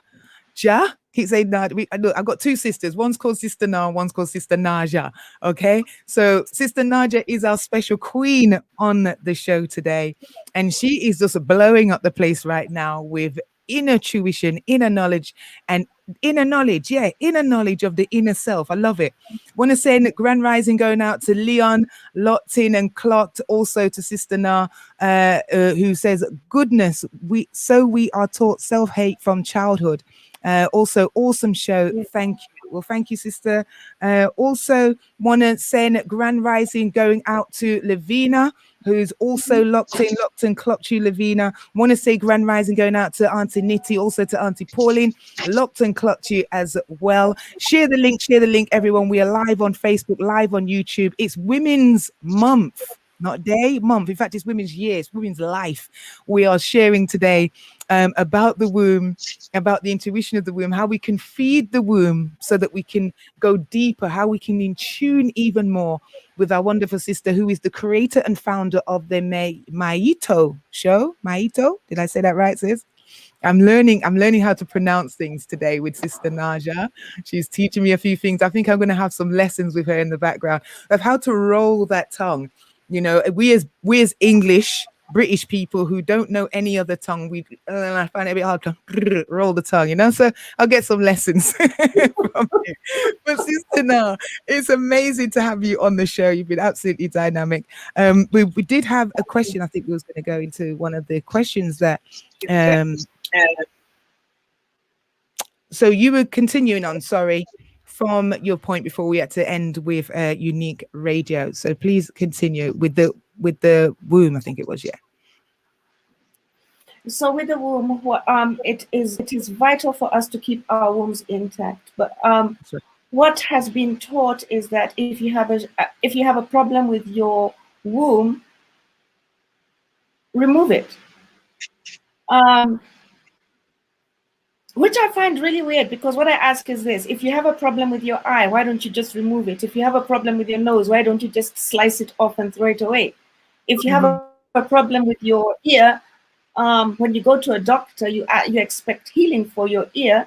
You don't remove the ear and throw it away, do you? But when it comes to the womb, if you have a problem with the womb, they say cut it out and throw it away. Yeah, and again, this is why I say that we need as women to understand whom we are as women, and the fact that we rotate and live around this womb every single day of our lives. From before we were born, we had our womb in us, in our mother's womb. So we came out with these wombs, and these wombs have so many millions of extra nerve endings. You know, Tricia, the first time that I was talking about the womb intuition is the time when I was talking about the importance of the clitoris, and which is the tip of the clitoral muscle. The clitoral muscle itself is 7 centimeters long. I want you to hold up your arm like this and figure out how long is 7 centimeters. That's how big the clitoral muscle is. But all we see of it is just the tip of it. And there are people who cut this thing off because they have connected it to their minds with this Western European style thinking and saying that this thing is not good, and thus they objectify it. But they don't know what role it plays. So as women, if we know what role our womb plays within us, that's the first step in emancipation. So that if somebody comes along and says, you know what, we need to cut off this or we need to cut off that, we're like, hell, I need that. And do you know why I need that? I need that because of A, B, C, D, E. For example, the clitoral muscle, of which the clitoris is just a part of it. It's what we see, okay? But that whole muscle, it supports what are known as the pubic muscle. Now, the pubic muscles are the pelvis muscles. When the pubic muscles do not work well, guess what we get as women? We get pain on our hamstrings. On your hamstrings? Where are the hamstrings? Exactly. Yes. You get pain on your hamstrings. So if you mess around with that particular muscle, you mess around with the pelvic muscle, and then you mess around with the hamstrings, which is why a lot of women who have had their clitoris removed have weak pelvic muscles and have an unnatural gait. Yeah. They walk with a limp, or they walk with their legs turned out. You know the duck walk? They walk with their legs turned out because it affects their hamstrings. Now, if as a woman you know, and I repeat this again, if you know how important your womb is to you, to your health, to your physical health, to your spiritual health, to your mental health, if you know how important this womb is, then you wouldn't let anyone come along and just begin fiddling with it. Then there's the aspect which a lot of people don't know, that the placenta is actually the source of what we call the stem cells. Now think about this. This is the source of all creation. This is where the baby grows. This is where all those cells come out and they feed the baby. And they keep feeding this baby and reproducing and growing for 9 months. This is how important your placenta is. And you make a placenta. How often do you make a placenta, Tricia, as a woman? How often do you make these stem cells? Let me ask you that. How often do we make a placenta? Well, I've made one quite a few times, but I've actually delivered one 4 times. So if you talk in terms of childbirth and child, actually being pregnant, that's where I believe the placenta, as you said, comes into place. And then we have to give birth to the placenta after the child. So 4 times, definitely I have created a placenta. If I go open answered your question. What was the second question again? No, you got the first question wrong. You make a placenta every 30 days. Wow. You make stem cells every 30 days. Wow. Okay. So I've learned something new today. Thank you. Well, you've reminded me actually, because as I think in the back of my head, but every 30 days. Wow. You make stem cells. You make stem cells. Every 30 days. Every 30 days. So what happens to the placenta? What happens to it then if it's not able to, if it's not bringing food and nutrition to a baby? Because if it's every 30 days, you're not going to be pregnant. What happens to that placenta? Is that you saying is the part of the period? Is why we lose the blood? Yep. 100%. Okay. Question I have to ask you about the clitoral length of it being 7 centimeters long. Would that be anything associated with the fact that, and this might be quite controversial, but I'm going to say it anyway, that male and female come from one, and the clitoral being the extension of growing into a penis. If it's not a penis, it is the clitoris, but as a man, then it grows into the penis. No? No. I'm saying it for the simple reason that we are told that out of man, first of all, now I know better, but I'm just going for those who, I should say I know different, because I'm not saying what I know is better than anybody else's, but I know different that a woman came from the rib of a man. Okay. We I'm sure a lot of people realize that that's not true.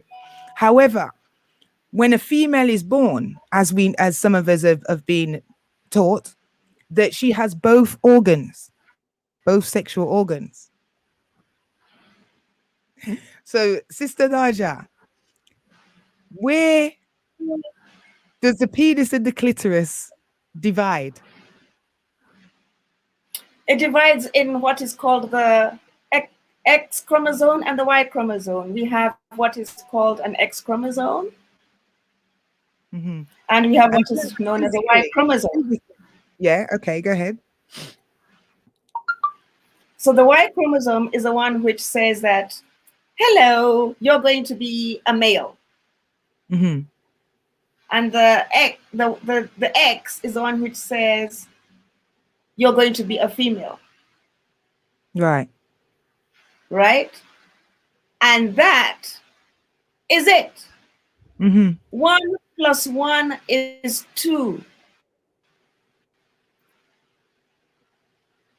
There is nothing about when the womb, when you are in your mother's womb, that halfway through you're going to make a choice between, are you going to be male or female? No, it's already set in the chromosomes.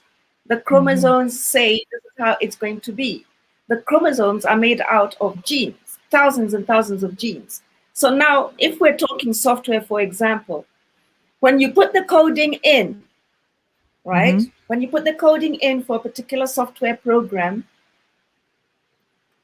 that program is going to achieve only what you code in and nothing more. Mm-hmm. So Y chromosome comes from the man. The X, the woman only holds 2. She only holds 1. It's X, X, okay? The man has X and Y. So from the onset, from the word go, like this, okay?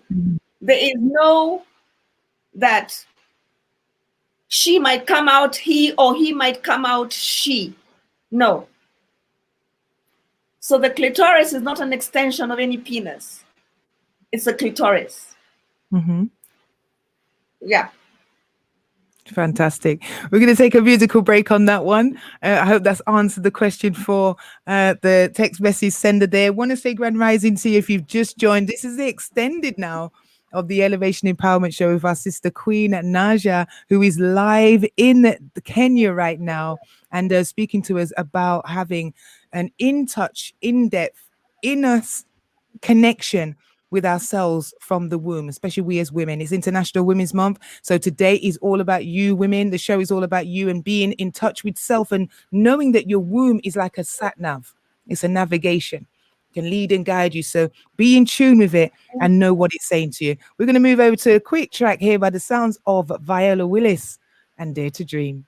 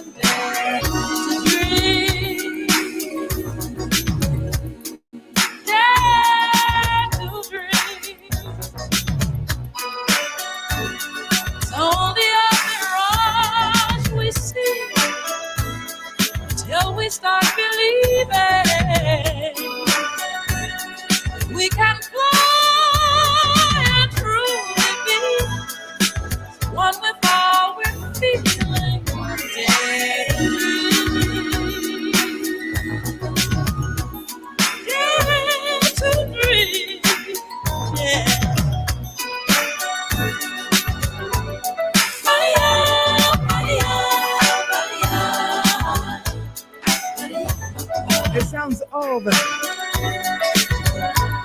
Viola Willis there and Dare to Dream. And that's what we need to do right now, is dare to dream. Because you know what, when we have a in touch relationship with self, you know what, I feel like right now, I just feel to just say to you, just put your hands right now, Sister Naja. I feel there's something in the air right now that we need to just place our hands on our wounds, place our hands in that area, and just kind of think about that area. Sister Naja said it's a place, it's a galaxy, it's somewhere where life grows and breathes and where information is taken in, signals, food and everything, which will shape and mold the image and likeness of that human being, whether it be a male or female, that's going to come forth. So I'll just ask you right now, sisters, wherever you are right now, if you're driving and you can pull over. But if you're just sitting at home right now, wherever, put both hands on your womb right now. And I would say, whether you've had children or not, or plan to have children, lay your hands on your womb and speak life into your womb. Speak to yourself the very things that you have always desired and wished to be in your own self. Put your hands on your womb and say that I am, and you finish the sentence. I am powerful. I am possible. I am womb possible. I am love. I am kindness. I am peace. I am peace. Tell the woman that you are peace. Everything else comes out of situations, but peace is who you are, and peace is who you are born to be. So keep your hands on your womb and just say, I am peace, I am love, I am possible, I am womb possible, and I am unique. Anything that comes in your womb, anything, whether it's life or words or thoughts, remember those words first. I am possible, womb possible. Any situation that you go through, lay your hands on your womb and remember who you are. And remember, that's the galaxy in which you came from. Don't let anybody's words about you dictate, define, or shape who you are. You are the creator of your own life, your own destiny. So remember the womb. Do this every day. You know, it just came to me to do it. I just feel like this is what we need to be doing, speaking life into that place where life begins. And change the narrative, change the script. Only you will know what your mother was like. Only you will know what your mother went through. But it's for you to change that narrative, to bring it into a beautiful new beginning. Sister Naja, would you like to add anything to that? I see you there and I feel like you've got something flowing through you right now.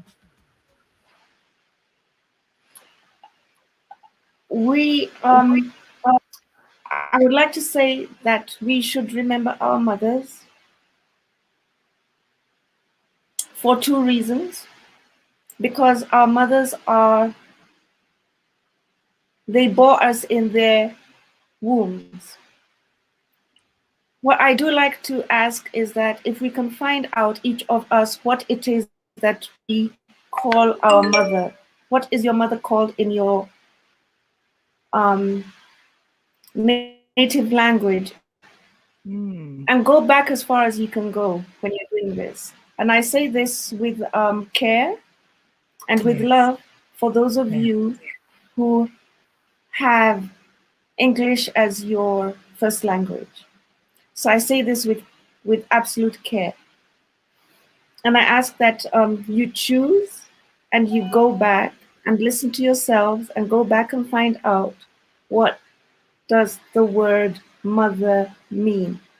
Now, that word mother, whatever it means in your language, is a description of what a woman is. Because there was no distinction between a mother and a woman. We're born female human beings. Motherhood is something that takes place, isn't it? Yeah. We were born the distinction is what is called mother. Because like I told you, in my language, mother is ma ito. Mm-hmm. It just means truth, our truth. It's just our truth. So let us go back and find out what the word mother in your language means.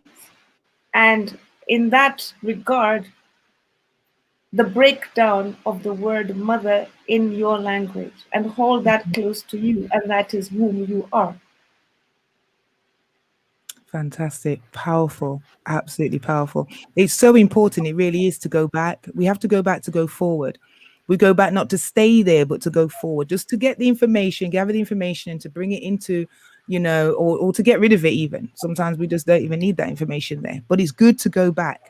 I love that what you said about going back to the mother. And, you know, I was actually thinking that when I was putting my hands on my womb, I was thinking about my mother. I was feeling my mom, you know, at the time. And I'm actually speaking to her as well and bringing it right back to our ancestors, because we are them, you know, we carry their DNA right through it. So you can actually be the point of contact for your ancestors, in terms of you are the point of contact. You are actually, yes, you are. Sister Najar,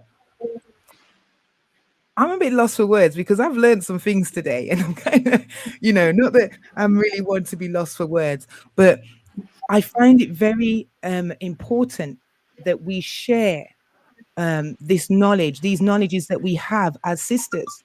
There's a lot of us that have information, and we're sitting at home with this information and we're not sharing. And in sharing it, we're actually empowering each other. Sister Najar's empowered you today. I hope she has.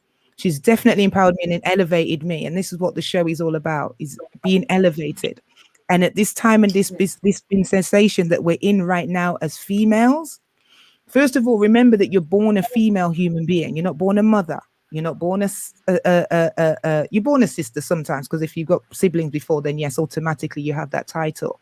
But that role doesn't come into place until you're aware of that role, to be fair. But as a mother, that takes place when you give birth to a child. That's when you become a mother.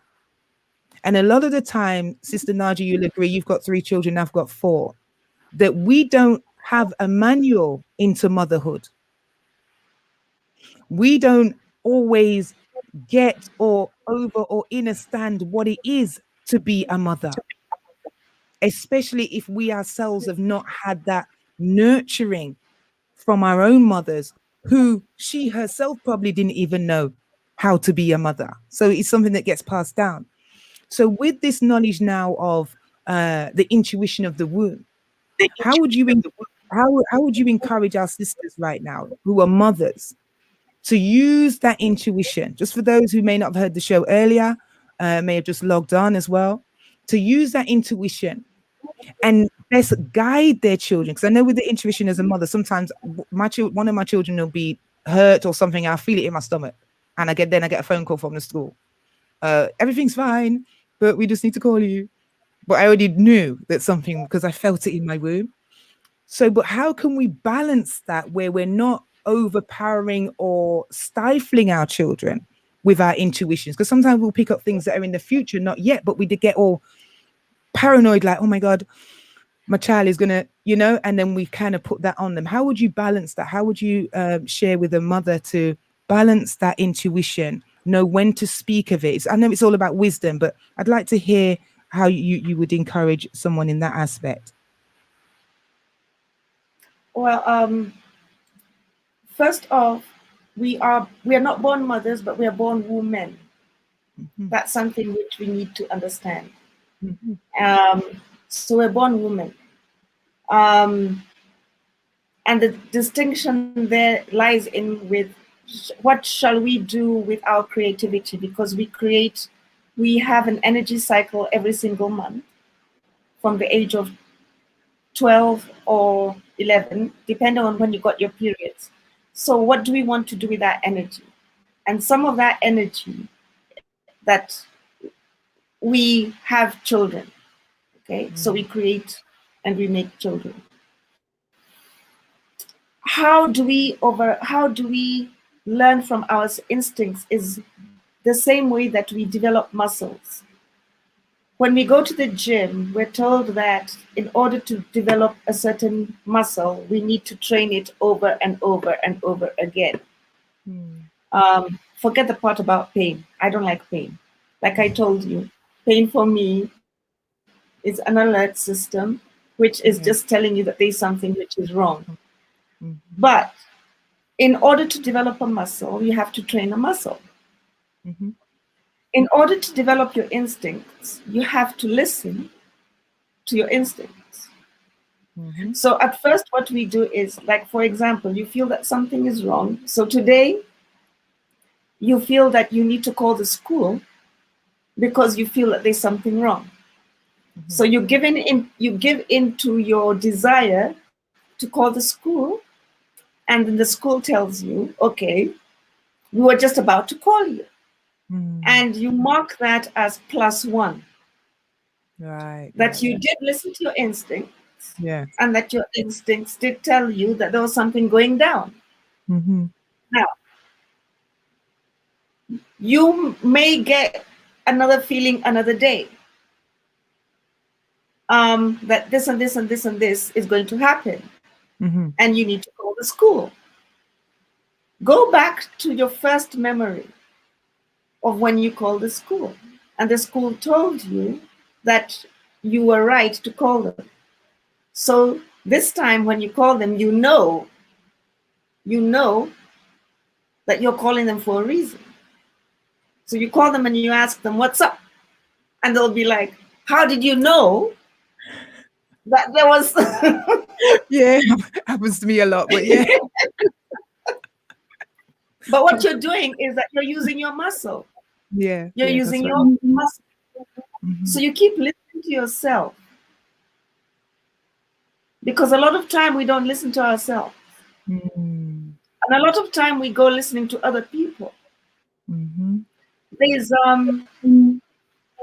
it's an art to begin to listen to your own instincts, because what you need to do is that you need to focus on them and think, what am I hearing? What am I feeling? And to really think about it and take the time to think about it. And then to store it in your instincts memory so that you can pull it out next time and say, okay, this is what this means to me right now. For example, when you're training your tongue to taste, you learn how to taste bitter, sour, sweet, and chili.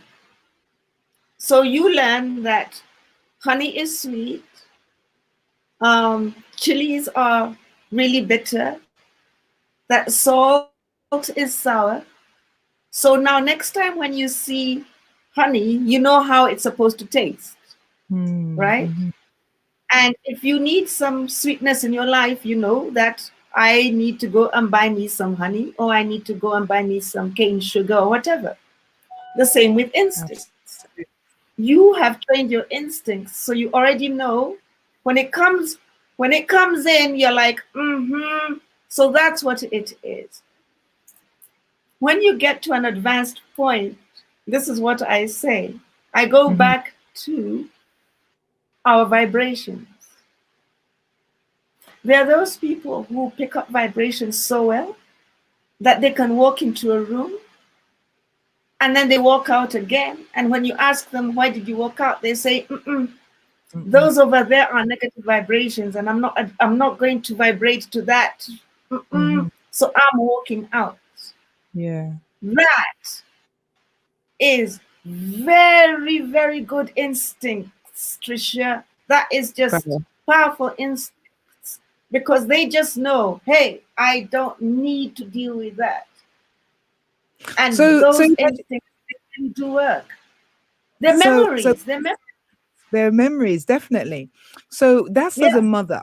And we can kind of sort of, it seems like that would probably be a bit easier as a mother, because there's no one to really question what we feel. Like you say, we make the phone call to the school and then the answer's there, whether we needed to call or not. What about in relationships? Women in relationships who have that intuition, have that, you know, sense of something that is great or something that is not quite right. But when addressed, there is now someone who's able to say, no, that's not right. That's all in your mind, or that's not, you know, what you're thinking and feeling there's not right. Maybe you're just feeling jealous, or maybe you're just being a little bit overpowering. In that instinct, when you know that you know and you feel that you feel, but constantly you're getting told you're wrong. Now imagine you're just working your muscle, or we'll deal with the ones who are new and who haven't quite worked the muscle, but there are also some that have. And then you're in this situation where someone's constantly telling you, no, you're not right. That's not right. How then, as you say, remember the memory of the voice that you heard before, but now it's a different situation. Now your emotions are attached. Yeah. Differently from your child. It's a whole different ball game. So where would you come in? Where would you start? Has felt this, and someone else, friends or family or whatever, say, no, it's all in your mind. It's not, that's not right. But you know what you feel. How would you encourage someone to continue on to like sort of use their intuition, not doubt it still? How would you test it? Probably that's the question I'm looking for. How would you then test it to know that, okay, is it all in my mind, or is it because I'm emotionally this, or is it that, yeah, I am feeling this, it's right, and I need to stick with it? How would you encourage someone to be steadfast in that, in spite of? I'm going to ask every woman to really listen to her intuition and to really get into herself and who she is as a woman and believe whatever it is that she is. Because remember at the beginning when I spoke about the uterovaginal plexus, that's an extra plexus, and what it does is that it keeps all kinds of memories, and it grabs all kinds of memories. The way I explain it is like this. We have extra senses, and we have an extra million or so nerve endings. And these nerve endings, they all end up in our brain. And there's sometimes when men say that we are really, women are very, very highly wired, and that we are more wired than men are. And usually it's like a joke. Well, this is true. Yes. All these senses lead to the brain. And what happens is that they keep on picking up different messaging from when we are very, very young. For example, remember what I just said about the how to learn how to taste something. We go through a process where we know that this tastes a certain way. Yes. The same thing also happens without us knowing, and what we hear, with our eyes and what we see, with our noses and what we smell. And then with the biggest organ of all, our skin. And we have millions of senses on our skin. And what happens is that everything that we feel, when the wind moves in a certain way, okay, there are people who say that they can sense when someone is standing behind them because of the way the wind has moved, probably on their skin or whatever it is. You can just feel the presence. So I'm going to give you, So I'm going to give you an example of a woman who has smelt on her boyfriend or partner a perfume that he's not even aware he's carrying.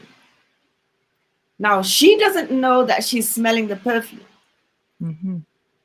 She doesn't know that, you know, something has gone off and bells have gone off in her. You know, so I'm standing there, I'm looking at this man, and he has the same perfume that Tricia wears. So my first question is, have you seen Tricia today? And the answer is no. So my mind goes to,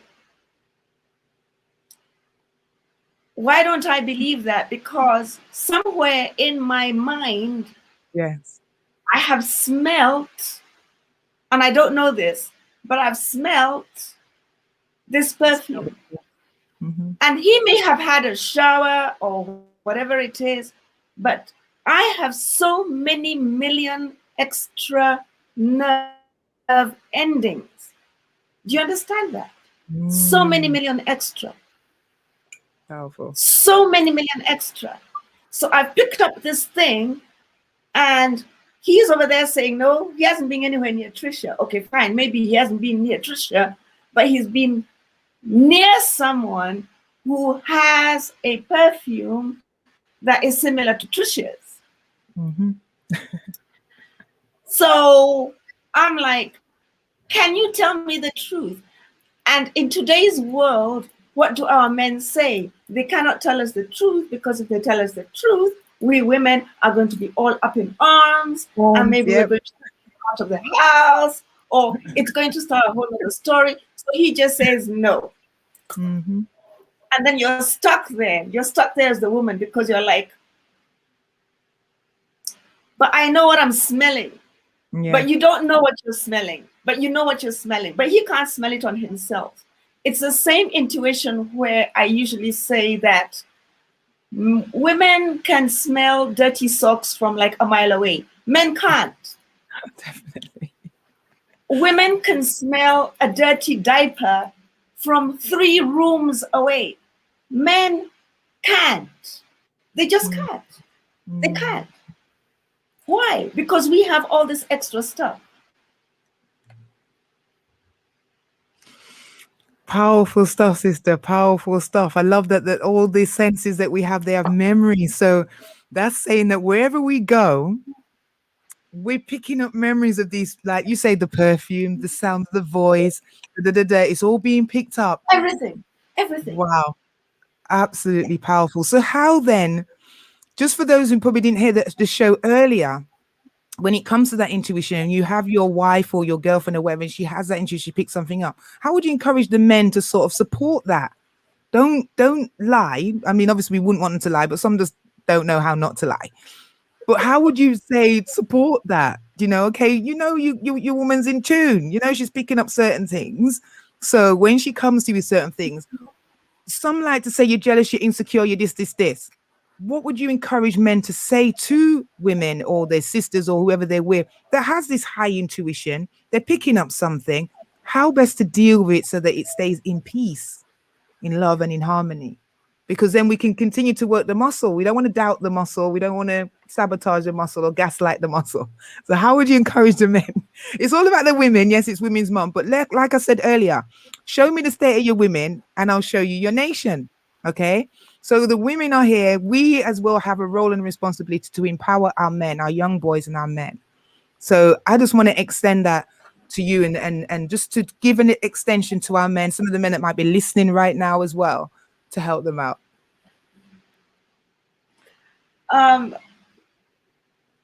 They usually say that behind every great man is a woman. A woman.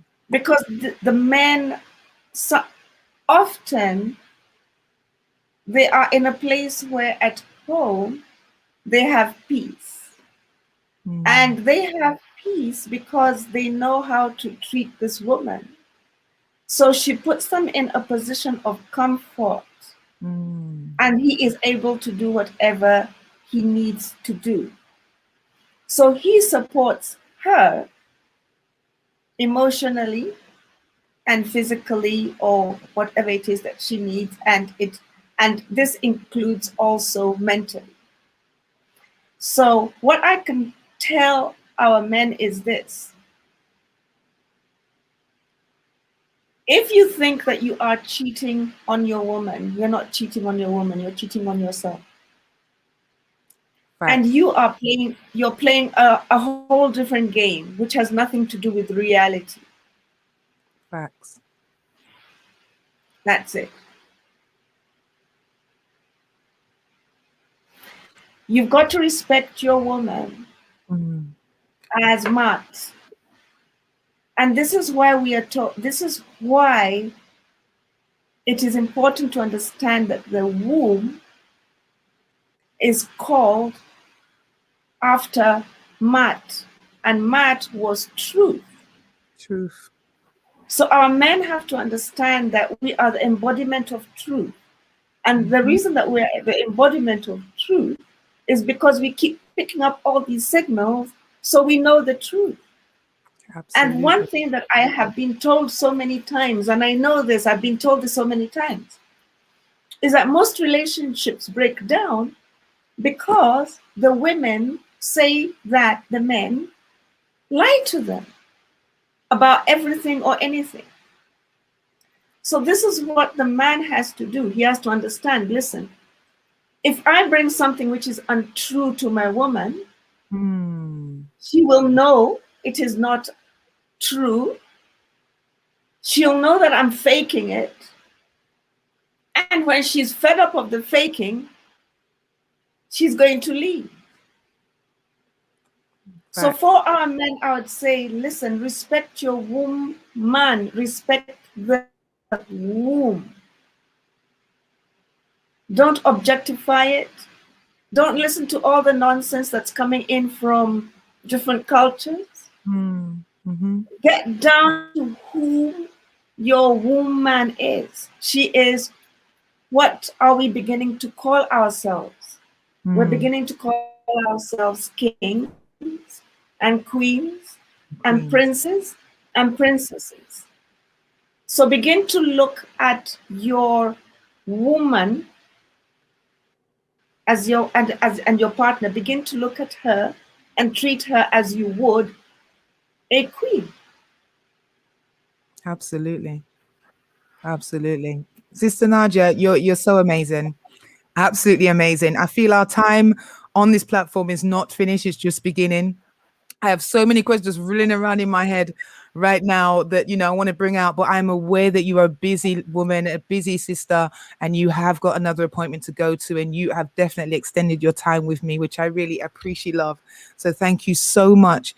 Thank you so much for your time, for your work, for the time that you've put into it, to study, to research, to feel, to go through, to experience. Thank you.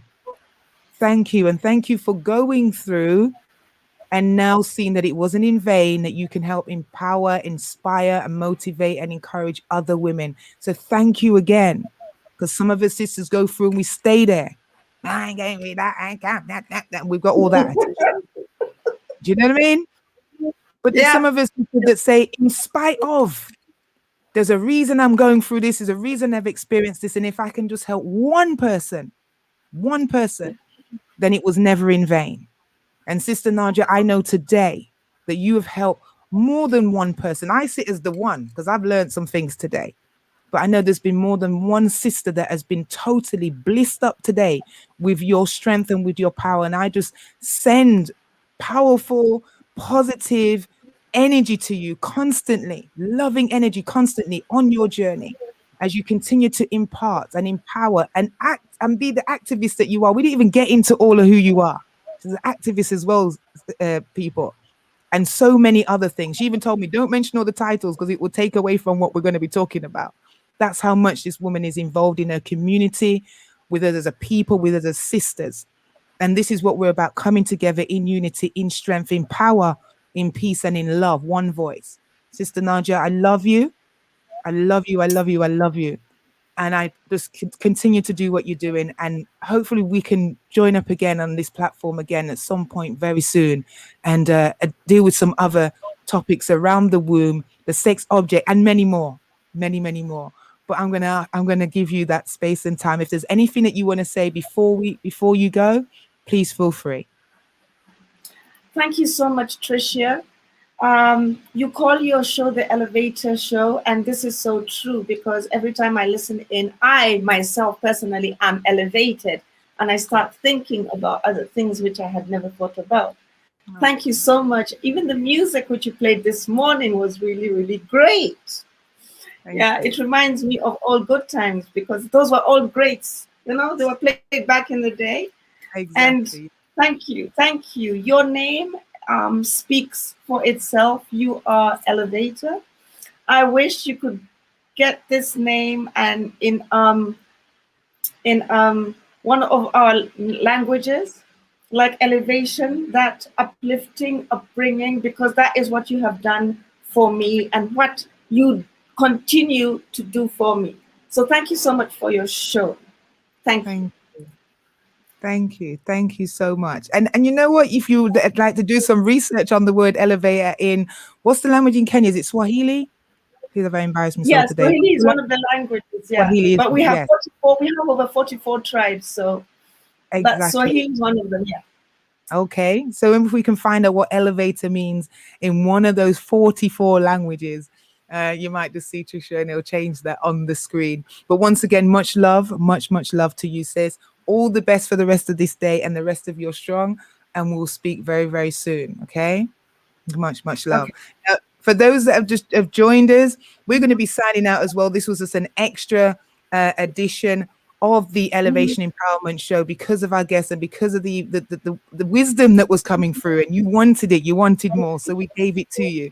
But remember, the Elevation Show is live every Tuesday rising from 7 a.m. until 10 a.m. on www.uniqueradio.org. Also, you can download the app on the App Store, your Play Store, your App Store, Unique Radio. Download the app, take us wherever you want to go with you.